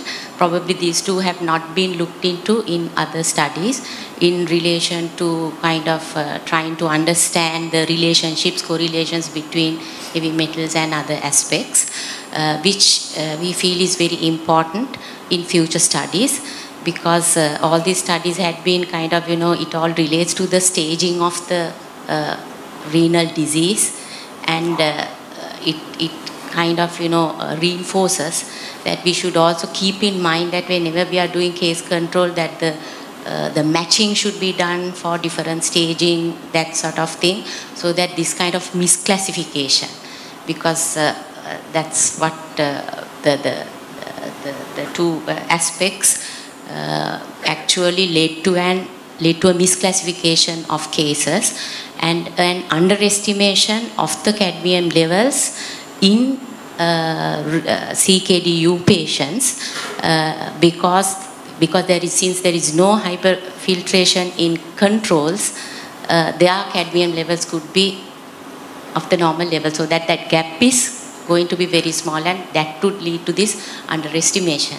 So we felt that it should be considered in future studies to keep this hyperfiltration thing in mind, and when doing the studies matching, that the staging should be done according to the staging process. One thing we did not quite got around was the food component. You spoke about the food component and why you were referring only to the food component when it comes to the cadmium concentration was not very clear to us. Can I give you a chance to respond to that? Yes, sir. I focused on the food component because in the food component, I took into consideration the vegetables, water meaning food, water included in what's being taken in, dietary exposure. From water, you get less than, say, around 5% dosage. On that figure, I showed that. And that data is from the WHO study. Food values are from the WHO study. Rice values are from the WHO study. So I had taken everything into consideration. When you are looking at this type of thing, you've got to take everything into consideration, just not only water, just not only rice, just not only something else. You need to consider some total dosage. To calculate that, what you do is, you look at the toxic level in a certain type of food, look at the amount that you consume, multiply together to get the dosage, then add all the food items together as it were. That is what I have done. So I have looked at everything. It's just that we don't have enough data maybe for various vegetables or manioc and whatever, But the thing is, from the available data, that's from Rajarata, people are having based on the mean values given in the WHO study, they are getting a dosage, enough dosage to say they would become kidney patients one day. The level of exposure is 2.52 micrograms per kilogram body weight per week. We are getting about that much anyway. And if we were to consider higher rice levels, for example, by rice alone, some people would get the dosage. The point is this. About 63% of the Rajarata people, I understand, that have only about quarter of an acre of paddy field for themselves. That will be enough to grow rice for themselves. Now, if these people had a toxic field, they'll be growing their toxic rice and they'll consume it and wouldn't give it to someone else. So, those farmers would grow their own food and poison them, as it were. What's happening in the town areas is they buy the food in the supermarket. That would come from all the different paddy fields in the Rajarata, even if they were to come from Rajarata, and also from elsewhere. Vegetables would come from elsewhere. But the rural communities would generally consume what they grow, especially the paddy farmers. They would eat what they grow. And they become persistent, they fall into persistent exposure. In Sri Lanka, we are in general under persistent exposure because we eat similar type of food regularly. But in villages, for example, if their food is toxic, they would fall into the persistent exposure category. Whereas even in Anuradhapura town area, their food may be coming from different areas. And there are, by the way, CKDu patients in the towns. All the WHO did not study, we shouldn't ignore them. They are there. But they will fall a little later in life maybe, because their dosage is small. In fact, I have considered everything. Water as well as that, various items. And I am also saying some rice levels are such that eating rice alone will give them kidney problem.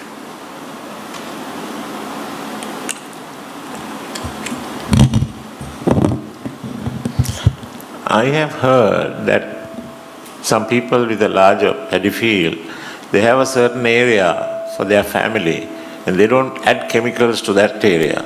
It's only for the rest of the fields that they put. What do you say about that? Yes, sir.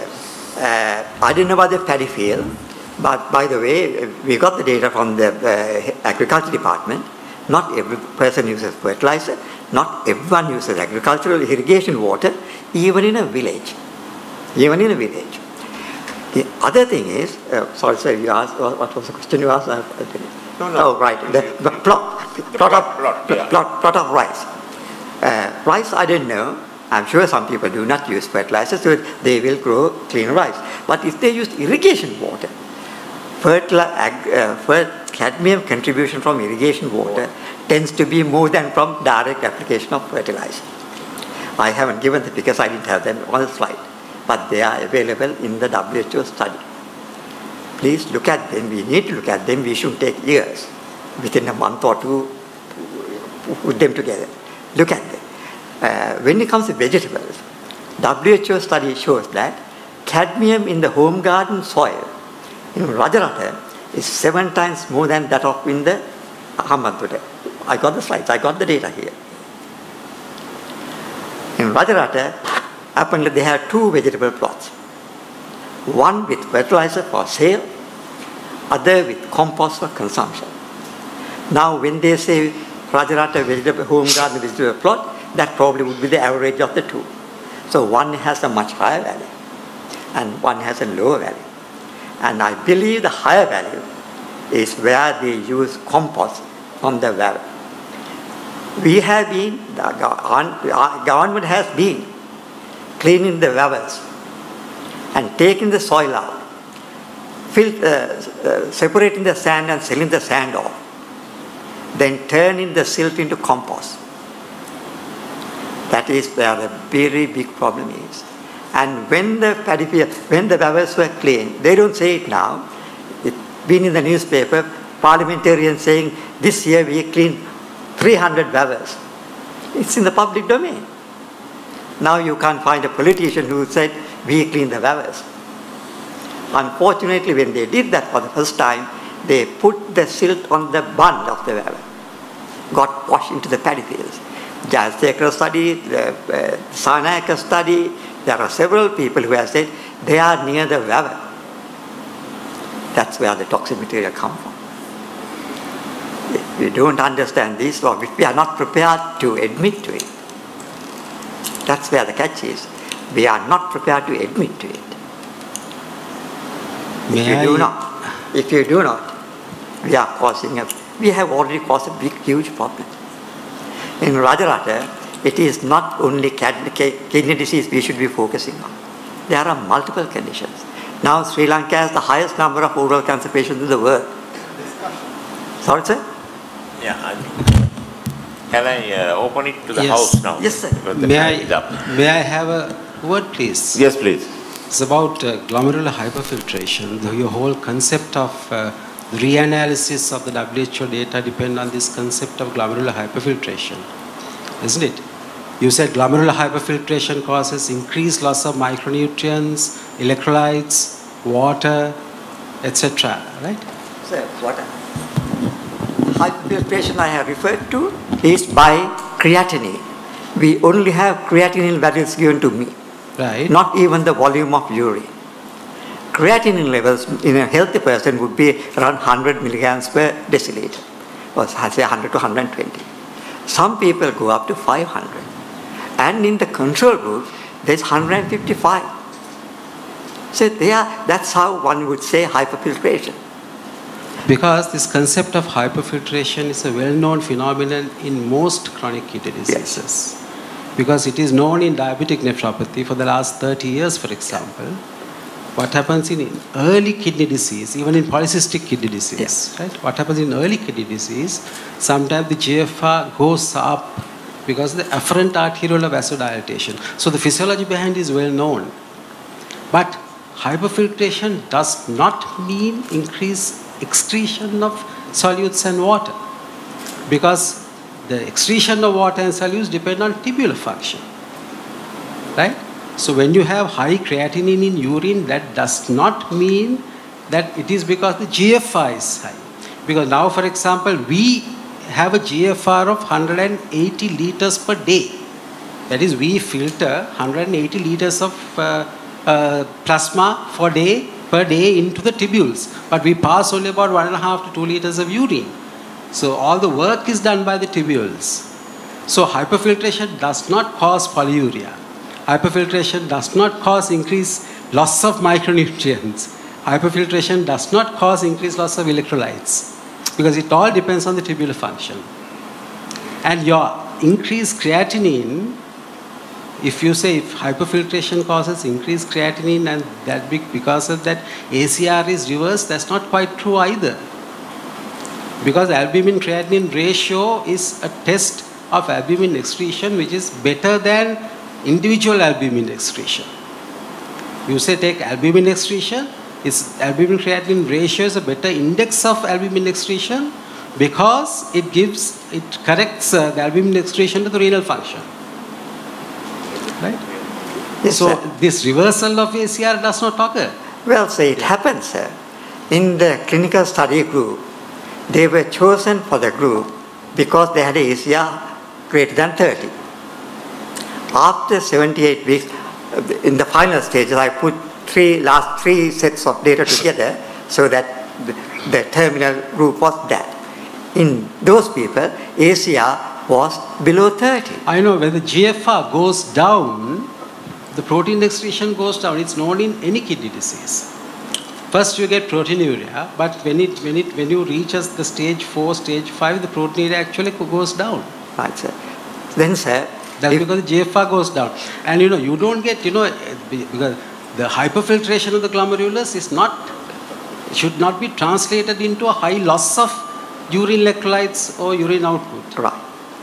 Okay. So I think the point I am making is there's high creatinine in urine and high levels of micronutrients as well. Why do you get high levels of micronutrients? That's why I say hyperfiltration. The thing is... Hyperfiltration doesn't cause increased secretion of urine. Right, sir. I think what we need to do is this. Yeah. In these patients, we have certain amount of micronutrients and we have certain amount of creatinine. Then the thing to answer is, this creatinine in the urine, high levels of creatinine, how do you account for that? And so you might account for it in a different way. But the point is, if the creatinine is high, simultaneously, micronutrients of zinc, calcium, sodium, potassium, they are also high, and the correlation coefficient is around 0.5. Do you know how creatinine is excreted in the urine? It's actually secreted into the tubules. It's not coming from the glomerulus. Right. Most of the creatinine is excreted into the tubules. Right. So from the blood into the tubules. It's not.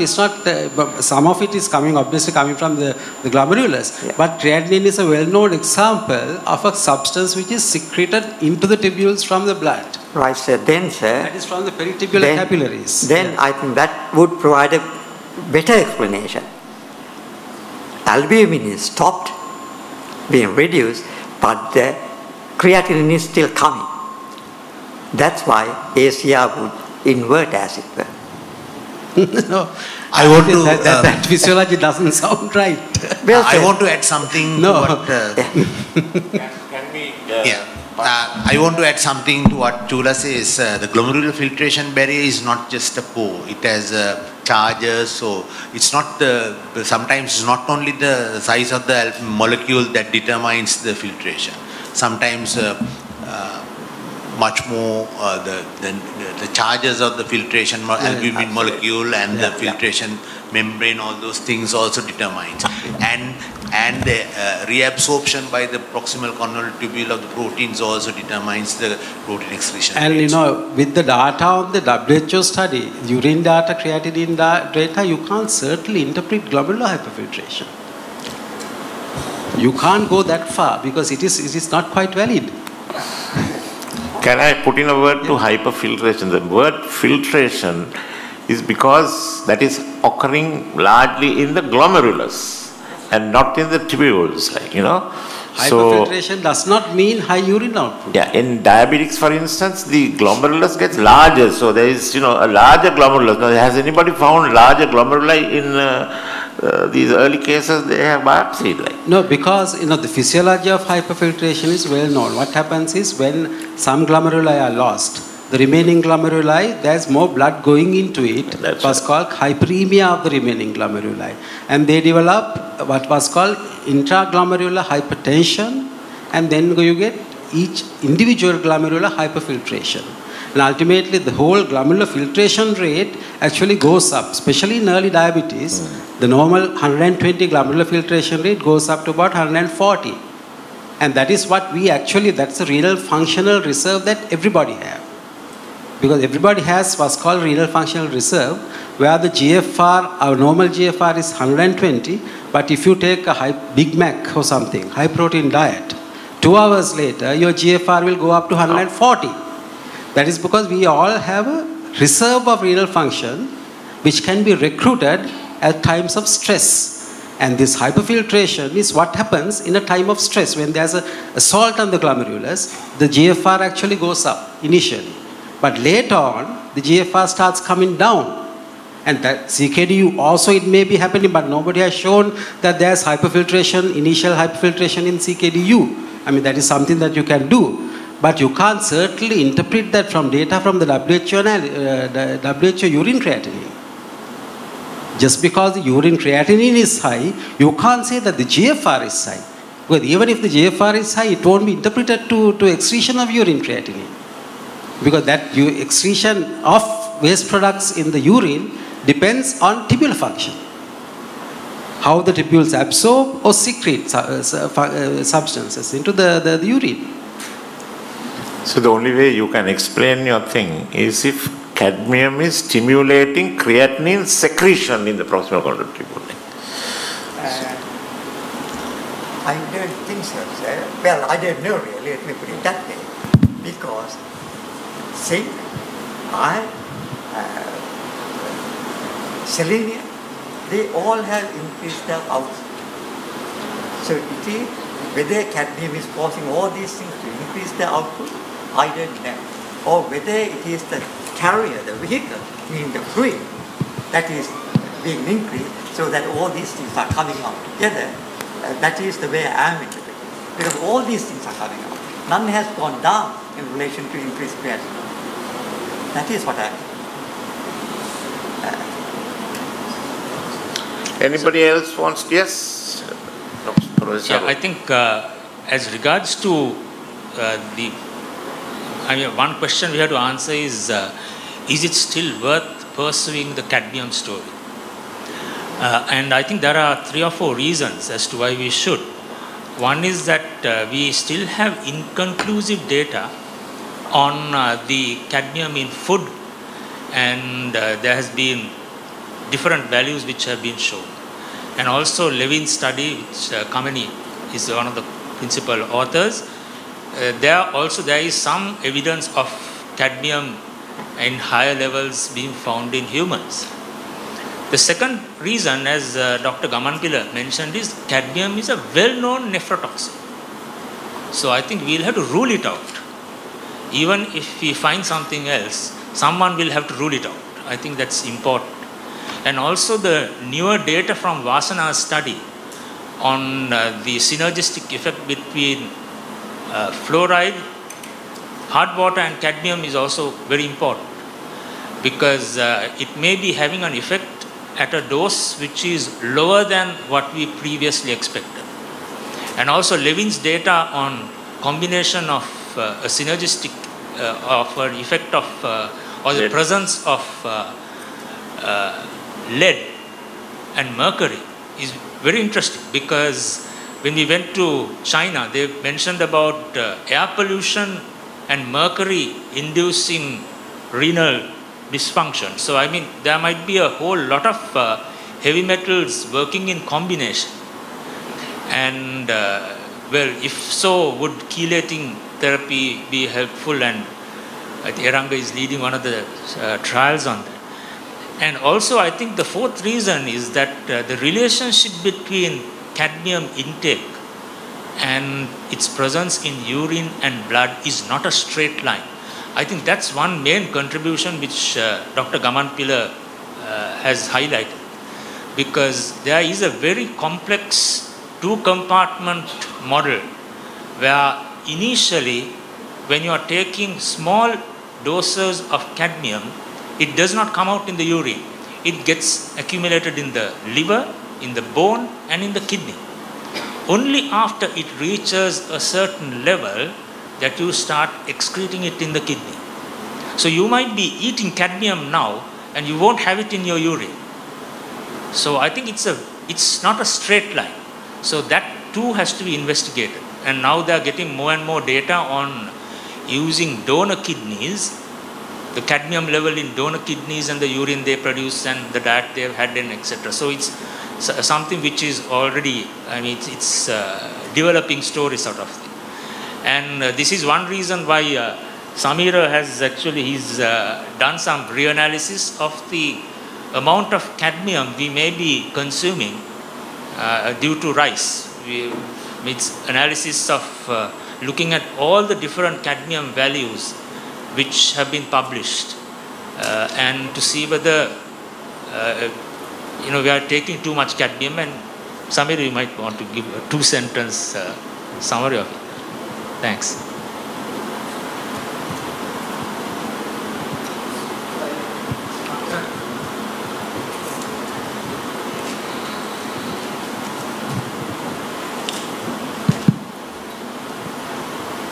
Sorry, I'll just introduce myself. I'm Samir from the Faculty of Medicine, Senior Lecturer in Forensic Medicine.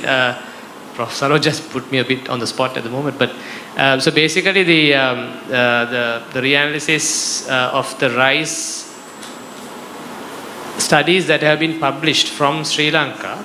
So if we just take a look at all the studies that have been published on heavy metals in rice, there are about 5 studies. And if we look at the actual data, so at least about 4 of those 5 studies have shown that our mean values and also definitely the maximum values are sort of very high. And one of the things that we need to look at is, now I think Prof. Kamal also mentioned that although some of these cadmium levels are within permissible limits, say of the WHO standards or so on, we are not taking into account the actual consumption. And if we look at our consumption data, especially in this North Central province, the consumption of rice is extraordinarily high. I mean, of course, it is there in other provinces also. But if we just calculate the amount of cadmium in the rice times the consumption, and if we then put it to some of these recommended levels, especially one of the recommended levels that has come up recently is the European Food Safety Authority, which has actually looked at consumption over a time. And so it gives a certain amount of cadmium that should be taken over a period. And if we look at that particular cutoff level, it appears that most of us, or at least let's say most of this population, is consuming a very high amount of cadmium. And in that regard, the possibility of cadmium being a certain sort of contributory factor to this disease can't be ruled out. But of course, there are various limitations like bioavailability and various things. The reason that we wanted to highlight this was whether we could use that as a preventive strategy.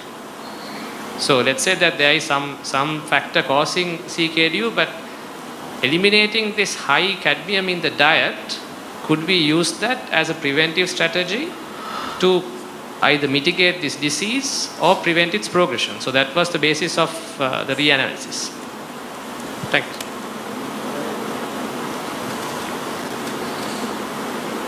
Yes, Saroj. Sorry, Manju, just 2 sentences. I think this is why it is important to define CKDu in a different way. It's not like renal TB. It's you have to, if you really look at the spread of the glomerular filtration rate of a population, you get a Gaussian curve, a normal curve, frequency distribution curve. Now, if all of us are eating a certain amount of cadmium, what would happen is that this curve would shift. So you're getting a higher number of people with lower levels of GFR. And this is why I mentioned that when you have mass exposure, when the whole population is exposed to a contaminant, it is very difficult to use the conventional epidemiological methods. The classic example given by Jeffrey Rose, one of the eminent epidemiologists, is he posed the question, if everybody smoked 20 cigarettes per day, we would never know that tobacco caused lung cancer. We would have been searching for genetic causes. We would have been searching for other environmental factors. We would never have thought of tobacco if everybody smoked 20. So you can't use case control. You can't use some of the cohort studies. That methodology cannot be used for mass exposure. And when you have multiple exposures, it becomes even more difficult. And that's why we are still arguing as to find out what this causes. Thank you. Even I feel cadmium can't be counted out yet. But I feel it's very unlikely that it's one of the sole causes of CKDu because, going on the previous histories of cadmium exposures, chronic cadmium toxicity, they usually had stones and bone disease. And when we have a mass exposure like this, and we get thousands and thousands of patients like that, it's very unusual not to find even, even a 10% having recurrent stones and, bone disease due to cadmium. That is one reason where, cadmium probably can't be the one single cause. It could be sort of, added to that with things like fluoride and agrochemicals and things, Anybody else who wants to talk? Yes? No, I propose,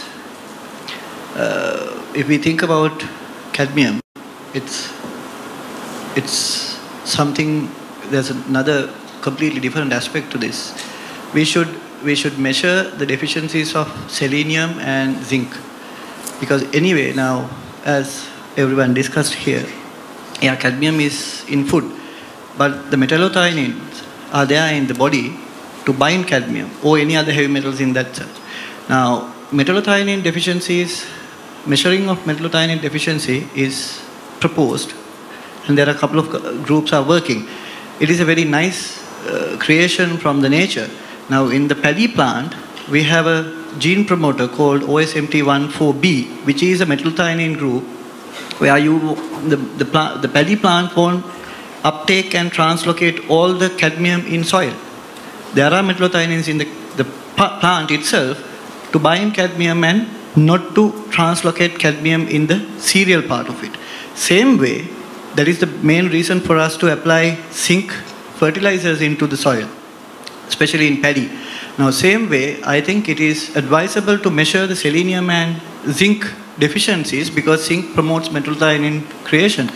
Now, if you have adequate amount of metallothioneins, the bioavailability and the damaging portion of cadmium will be comparatively reduced.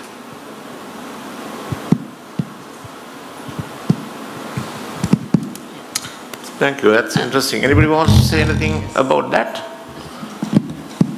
Saroj, you have to say anything about selenium? Not really. There are some studies. One interesting aspect is they've done the zinc deficiency levels in Sri Lanka, and there is zinc deficiency and certainly there is calcium deficiency, both which will aggravate cadmium uptake. And also all these levels are for adults. We don't know what happens when a small child starts to take cadmium in this diet. What's the effect on growth? What's the effect when pregnant mothers take it and the fetus has it? So I think still the story is, we haven't still closed the door on cadmium. So I think it's still worth that we pursue it. It's also relevant to remind that farmers probably eat rice 3 times a day. And there's rice, sorry, did you say 6 times a day? 5 times a day, okay. So that's a lot. May not be factored in. Excuse. Any others? I have a small question for Dr. Gamampila. And also just a general comment as well. Now with regard to the rice plant absorbing heavy metals, have you looked at the difference of absorption between right now what we are cultivating is the hybrids?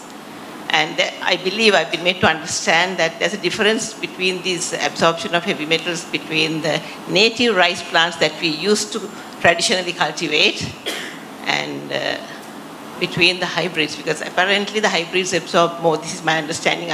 I may be wrong? That's one. Of course, that question is for him. And then I have another small comment to make about the entire model.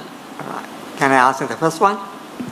Sorry, the first one is for you. It's about the rice plant and the difference between the native rice plants and the hybrids. Yeah, you asked whether I have looked at them Whether you or have looked at it and any information. No, I haven't. Okay, because there could be a big difference because now I'll get back to the second part because now during the introduction, of course, Professor Saroj mentioned about that this is a real catastrophe.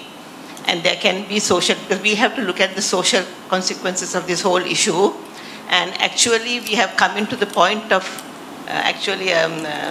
civilization failure. Now, that is what is happening in Rajarata. So it's a very serious issue. So we need to, research is important, but we need to look at prevention. Because if you look at now, this whole issue surrounds food and agriculture, how we grow our food. And agriculture, the systematic agriculture has been there for the last 10,000 years. We have been cultivating. And only during the last century, the so-called modern agriculture, out of the last century, also I've got the figures, if you take America, it's only 1950s that they started introducing the intensive agriculture. Then in 1960, the so-called Green Revolution. And the Green Revolution is the one that told us, well, we need to go for high-yielding varieties. And it was a total, it's a false concept. They were marketing actually more chemicals were converted into agrochemicals. That was the principle. And then now if you look at from, let's say, 1960s, and we had an open economy in 1970s, but from 60s itself, these agrochemicals were introduced in Sri Lanka, and the hybrid varieties then came in. And within 5 decades, it's such a small time span, the damage that has been done is so high. Now, humanity has been engaging in agriculture for the last 10,000 years without the help of so-called modern agriculture. Now, so basically, what we are looking at is more than kidney failure, is model failure. The Western agriculture model has actually failed, I emphasize, failed to serve humanity. It has served the interest of the corporate sector. So until we look, in fact, I have got the data here. There is a very interesting paragraph here, but I may not have the time to read it. Just 1 minute. It says most ancient civilizations collapsed because they destroyed the topsoil. But few policymakers seem mindful of that history. After a century of farming in Iowa, the place with the world's highest concentration of prime farmland, the millennia-old prairie soil laments the author, is half gone. What is left is half dead. The rolling, crawling life burned out by herbicides, pesticides, and relentless monocropping. Petrochemicals feed the zombie productivity. Hospitable Iowans assure their guests that the coffee is made from reverse osmosis water, since agricultural runoff has made the tap water undrinkable. So I think now we have followed the Western model and we have come to the point of having to use reverse osmosis water. So I think it's a very, very sad scenario. So until we get the research data, I think because we are not going to find conclusive evidence ever because we are not going to have trials. So we'll only have associations. So then we now need to seriously look at the policy, I think, directions. And I think there's a huge time delay. I'll give a small example. I was in the UK when the mad cow disease was actually identified. Initially, actually, it was scientists from my college that actually identified the association between mad cow disease and then C.J. Day. The UK government actually came and they ridiculed the researchers. They said there was no connection. It happened, yes. I know because I was there in England and it was my school. The researchers were from my school. Then when people started dying from CJD, the British government had to really take a step back. And that is when the Food Standards Agency, the British consumers, entire European consumers lost faith in the governments to regulate their food system. And then only the Food Standards Agency of the UK was commissioned because of the consumer confidence in the government to regulate the food issues was very seriously affected. So I think while we are looking at the research is very important. I think we also have to use the available data, available evidence to inform the policymakers the future directions. And I think one of the ways is now, one of the words that we use is organic agriculture. The word is wrong. We need to get back to ecological agriculture. And there are very, very interesting information right through the world. So I'm not going to go into details. I think that from research, it's high time that we started looking at policy actually guidance or policy directions for the government. Because in the UK, when the mad cow disease happened, only a small number of people died. But the government had to take decisions because there's a strong consumer lobby. In Sri Lanka, in fact, I'm a food researcher. Can we try and stick to the topic, please? No, we are talking so about actually the topic is because we need to now go into policy. Yeah, thank you very much. Thank you. Yes, Professor. I think about cadmium in rice, Professor Mangala has done some excellent work. I think he should. Mangala, yes, Professor Mangala. Where are you? Okay.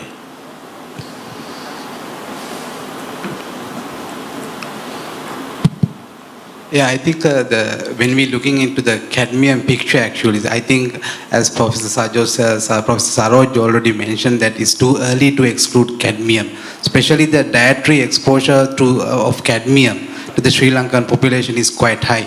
So the recent we conducted the studies with the field studies, and now recently, I think within few weeks, the new publications comes with where we analyze the market rice throughout the Sri Lanka from Jaffna to Hambantota. So it covers all the areas. There we found actually when we are using the market rice, the specialist market rice we don't know where the market rices come from. Like Colombo market, so you get the rice from Anuradhapura, Polonnaru, Ampar and like that. But particularly we want to look at the dietary consumption in the different markets. So if you see that, if you're looking at the results, actually we see what we call Ratu Nadu and Ratu Kakulu as the highest level of cadmium in market rices. So basically speaking, the Ratu Nadu is consumed by the Jaffna people. So they like Ratu Nadu. And Ratu Kakulu is consumed all over the Sri Lanka, but when we are removing the brown part slowly, when the rice is getting whiter and whiter, so we remove these heavy metals at the same time. So we remove the essential elements like the zinc and ferrous and all those things. So we are deeply concerned about especially the diabetic patients. So wherever you go, so the diabetic patients, they will tell you that I am eating red rice. So we are deeply concerned about this eating red rice because the dietary exposure of cadmium and other micropollutants is really high. So when we consume Ratu Nadu and Ratu Kakulu, but when it's getting like the whiter ones, the Sutu Nadu is perfectly all right. And Samba varieties, of course, we know that if you are eating Samba varieties, so we lose the zinc and ferrous as well. But there are both sides are there. So when we are losing the good one, so we can remove the bad elements as well. So that is the problem with the rice. So it's like complementary. So you have to decide, we have to decide whether we are eating red rice just to take ferrous, or we eat something else with the ferrous and reduce the cadmium exposure. So I think this publication will be soon available to the general public. Any information on basmati rice? Yeah, it depends, but the Sri Lanka, some basmatis using very heavy amount of excessive fertilizers. The red basmati is quite bad as the Ratu Kakulu, but the white basmati is perfectly all right unless it is plastic rice. Yeah, okay. Professor Siribhadran.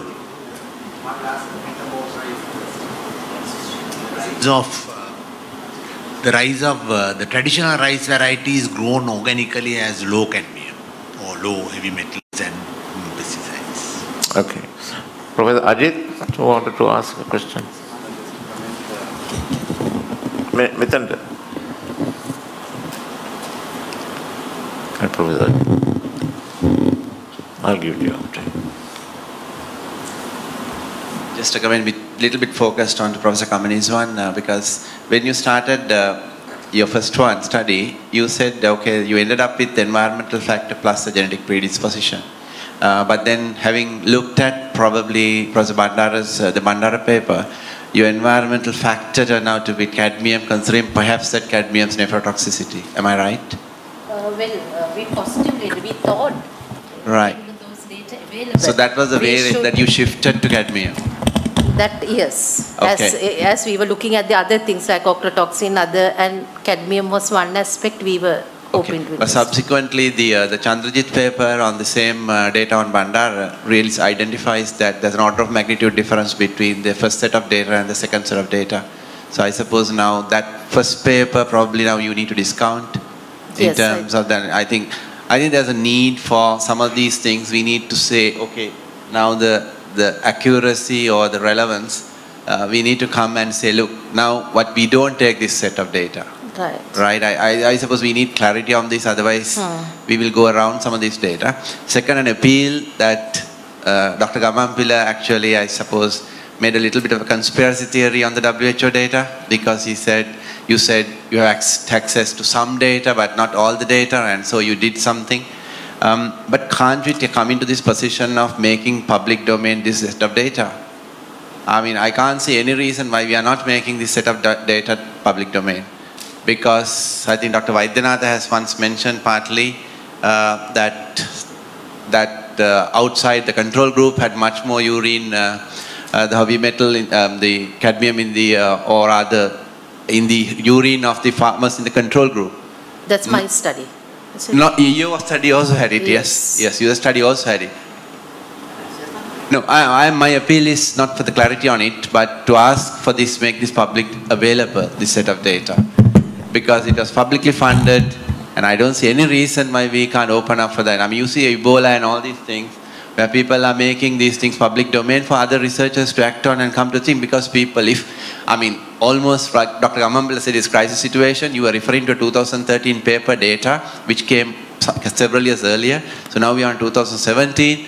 I think we should be seeing much more patients, and perhaps there should be some more additional things the way you suggested. Yes, sir. So, that's my comment. I think there are patients. We got CKDu end stage, I've been 70 or 75,000 people. CKDu or CKDu, that's what someone presented this morning, wasn't it? Prof. Saroj, I think, or someone.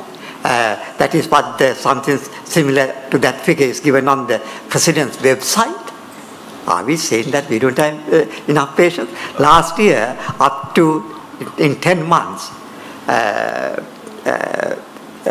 Dr. Saravamunagama said they detected 6,000 patients. That is used in the dipstick. Okay? So there are people, more and more people falling ill. We are trying to say it is not the case, but I think we really need to wake up to this reality. Maybe as from a review position from the session, I don't see the cadmium as, it's very short on data, but probably we don't have strong evidence to suggest for cadmium. Right? And we may make very sweeping statement on rice, but you need much more clarity and much more control work done. But definitely, if data are available, should be thrown out for people to take into kind of analytically and then to look at. One more, just a quick comment, again for Professor Kamal, you mentioned about lower level exposure to three nephrocytes, cadmium, lead and mercury. Now I think Sri Lanka really needs a body burden study, because we do not understand the body burden. In urban areas we are having much more things. So if this chronic low level exposure over a long time, we urban people are getting much more chronic exposure. If you take mercury, we are getting much more exposure here, not in Medavachi. In this group, what is important is latent nephrotoxic, whether it is the cause, etiology. Yeah. But if the people are exposed to these nephrotoxic elements, we have to minimize it. Sure, agreed. Yeah. Agreed. So that is. Yeah, you need to look at the material pathways. Yeah, that's why I didn't say that, whether it is the actual cause. You never we do said, not have. But I think if it is present, it's applicable to the entire country. Agreed. But at least this area, we should minimize. Like for the water, we had evidence, not a very strong evidence though, but we knew it as a risk factor for CKDu. But people that time did not believe. I can remember Professor Saroj was talking about giving them clean water. But it took almost 10 years. Now only we are thinking about giving them RO water. So similarly, I think we should act if there are nephrotoxic for the entire nation, whatever possible we should do. rather than waiting in 5 years to say that it is cadmium.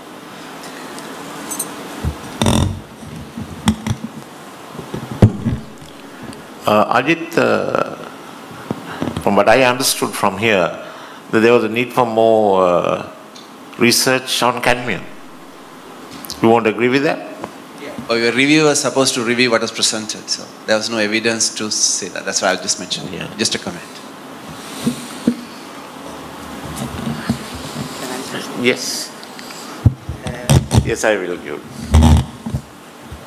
In the US study by Dr. Vangasurian, they said 68% of the people were having cadmium above the US reference level and 89% above the lead above the US reference level.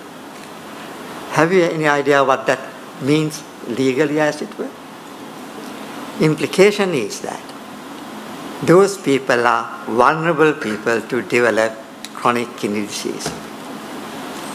They take cadmium as the agent for causing chronic kidney disease. That is what the UN does. UN identifies cadmium as the agent for chronic kidney disease.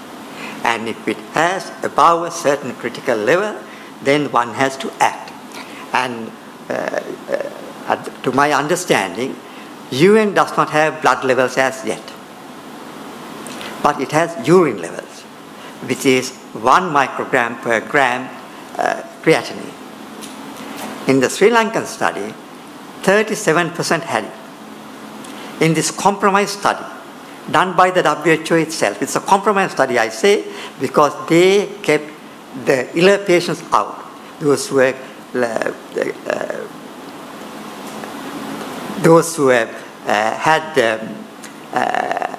ACR, had an ACR greater than 30 previously, who would have had late ACR less than 30. Meaning that really happened. In the clinical study, it's clearly shown that these people had ACR greater than 30 to begin with, and at some stage, ACR became less than 30. The implication of that is, we monitored a certain people who had ACR greater than 30 and whose ACR became less. Are we saying that these patients got better? That's why their ACR went down? If we are saying that, that's fine. Prove it to me. Otherwise, the implication is this. Automatically, their ACR went low after having it been high. Implication of that is, in the general population, who had an ACR earlier, high ACR, and they have gone into advanced kidney failure. As a result of that, their ACR went down to below 30, and they were undetected. That is what I pointed out in my analysis. And rather than looking at what I presented now, in half an hour, I don't think anyone could digest what is exactly behind those things. I demand, by the way, my analysis to be refereed by competent people, and I have submitted that to the National Science Foundation. It's over 18 weeks now. I haven't had an acknowledgement even, except the fact that they received it after several inquiries.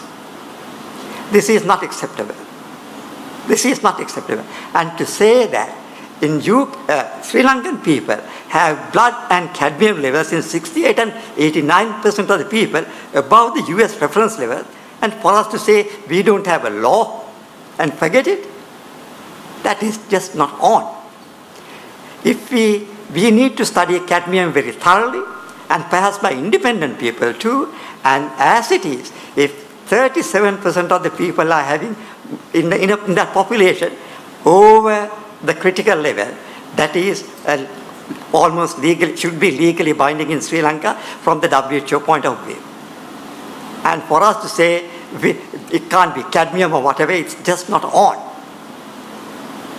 It's just not on. I agree with Ajit that we don't have enough evidence to consider cadmium. Now, two of the common ways in which people in cities get contaminated, all the cigarette smoking and also burning of fossil fuel.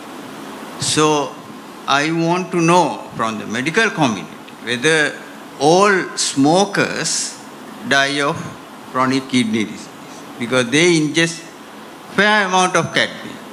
And also people who live in crowded cities get their daily dose of cadmium far more than those people in Madavachi. The waters of these regions have been analyzed after the old Bandara paper, and they have been proven wrong by many other groups, including Japanese workers who took the samples to Japan and analyzed. So there isn't enough cadmium to do this. Now Vasana's paper talks about cadmium and fluoride in combination. But she has used cadmium for rats, which are relevant to humans, the dosage. So if you give 5 liters of water to a human, you have to give 30 liters of that water to a rat. And there's a fundamental flaw in their methodology. And these have been pointed out. So there isn't enough cadmium in our waters to consider this. To be in combination, we always talk about combination, all these things, but to be in combination, we have to have a certain amount, critical concentration. Otherwise, there is no point in talking about. Our water cadmium levels are far below the WHO stipulated limits. And there is no point in going after this. We have to consider all these papers also very critically. And we talk very highly. I think this is a good study. Animal trials should be done. But we have to be careful of the doses we use. Thank you.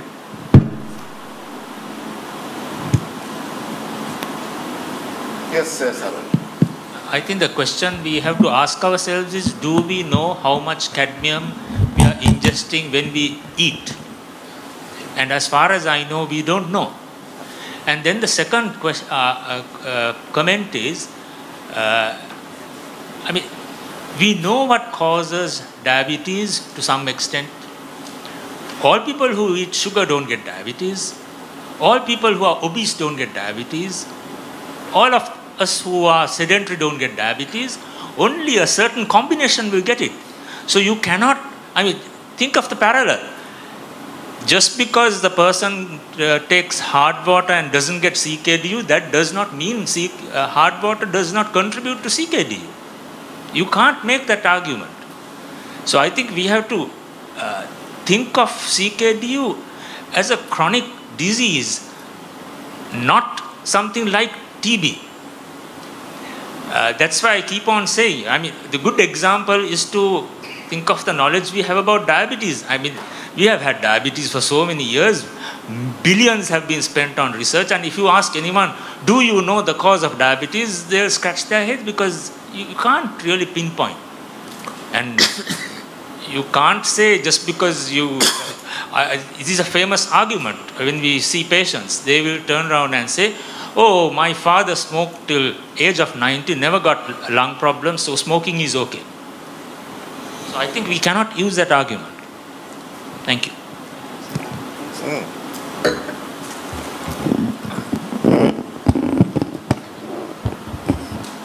I think the least we should do is to do a study. To very many people, we have given cadmium in my point of view. Now let's give them without cadmium to a village or two. Give a controlled diet based on cadmium maybe, because if we look at cadmium, other things will come down automatically because they are all coming from the same source.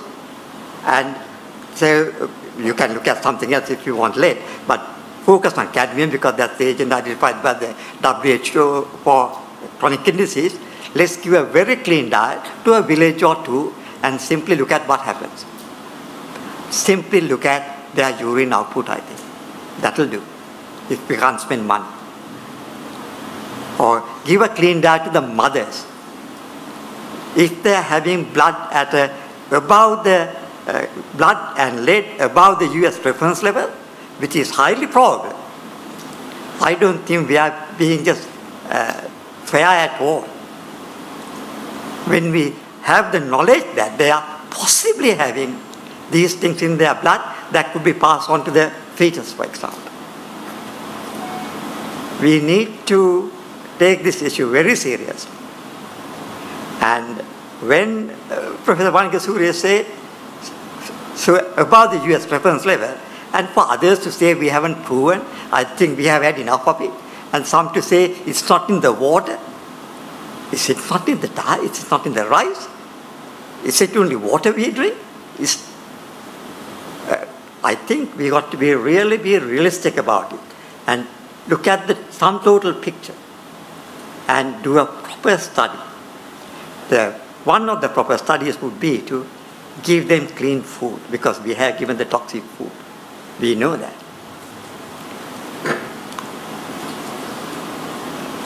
Thank you.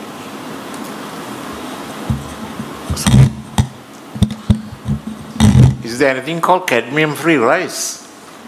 Well, we should ask Mangalas. Having said that, yes, there are very low levels of very low level. Low level cadmium, even this in Sri Lanka. Perhaps you know that most of the rice comes from Ampara district. They are clean. You know why, sir? They do not get irrigation water from Hilcom. They get irrigation water from Senanayaka Samudra. Simple as that. Otherwise, they use fertilizer. They use glyphosate. All these things to the same extent. We don't have kidney problem in hill country. Why? It may be coming down the river, but they do not use irrigation water to grow their rice, to grow their vegetables. If we do not understand this irrigation water business, we are just kidding ourselves. Fertilizer people say, add more fertilizer. If the water has fertilizer, by adding more water, you are adding the fertilizer as well as whatever the toxins in it. That, if we are refusing to admit to that is where the problem is.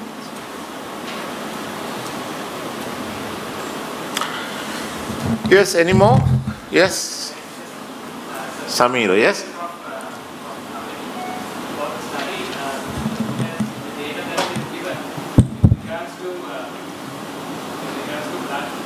Here, I presume that these samples were taken from the same study subjects, yes. The blood and the hair. Yes. One question is whether whether you found any correlation between the actual blood concentrations and the hair concentrations in the same subjects, as in were the maximum levels also comparable, say maximum levels in the blood, also comparable to the maximum levels in the hair? No, we haven't gone into that. You mean individual people yes. with the high blood levels? No, we haven't looked at that. Okay. And the second thing was, I think there was also a soil study that was done, and so again, yes. presumably from the same population. Yes. But in the paper, it says that the soil was taken from the home garden. Home garden, and yes. not the cultivated land. Not the cultivated land. Was there any reason behind that? No, actually, we were hoping to take from the home gardens and cultivated land, but we had to limit the sample size. So we did not go ahead because of the analytical, the financial constraints. Is it okay if I just ask two more questions? Yes. The other one is, with regards again to the question of water, now the levels that were given, the maximum level was something like 0.16. Yes. I'm just referring to one document from the FPA, which says that basically the permissible level in bottled drinking water needs to be 0.005, which is just regards to cadmium again. But the maximum level that was identified in the drinking water was 0.1, which is about 1,000 times higher. Okay. So the distribution, of course, is not given, but just a general comment. So when you have, say, something like a standard of 0.005 that needs to be given for consumer products of bottled water, does not that mean that then our water is actually quite contaminated in terms of cadmium? That's one question. And the other one was with reference to your suggestion to have a longitudinal study. Would it be possible to actually review these same studies? I'm just suggesting. I'm not thinking of doing it, but what I said was if longitudinal studies would have given us more data Yeah, but my question is, would it be possible to reanalyze the same study subjects? Same data, you mean to follow these people Yes, up? yeah. No, I don't think Okay. so, yes. So I don't know why the other question, I mean, so when we have... I think I will have a look at it again. I cannot answer you straight away. I think I'll have to refer to the... Can I also ask a question about analytical methods? Were the samples processed here or in the USA lab? USA lab. Thanks.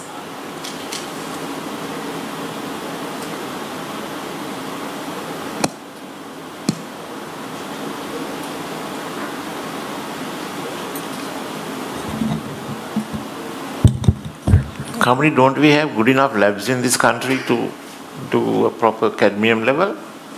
I think to ITI and Manju, what is this? Nano Zinc, yeah. They have. Sorry?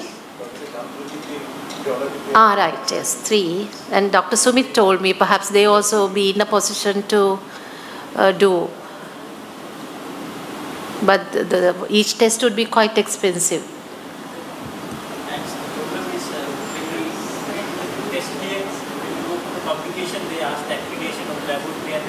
Yes, yeah. Accreditation. That is an issue. Even though if you have the instrument, even exactly, yeah.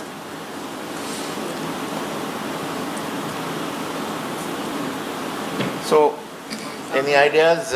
To take the laboratory of the Office of the Registrar of Pesticides, we have accreditation for 4 elements: cadmium, arsenic, mercury, and lead. So we just got the accreditation. What is that laboratory? Our laboratory in the Office of the Registrar of Pesticides. Officers of? ROP's lab. That is Register of Pesticides. Okay. Will you make it available to the researchers? Yes. Is there a cost? But we have not gazetted the fees. We will soon gazette it. But at the moment we are just collaborating with the scientists. Thank you. Any other? We are getting to almost time. Now it's 3:45.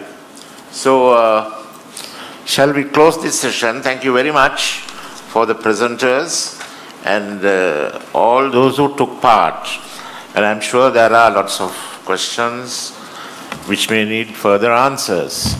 And there are differences of opinion whether we should drop cadmium or whether we should continue with cadmium. But the general consensus I thought was there are more questions to be answered, So why don't we get together maybe at National Science Foundation, or we'll provide the forum for you to come and sit and look at all the gaps in the knowledge about cadmium, There seem to be a lot of gaps.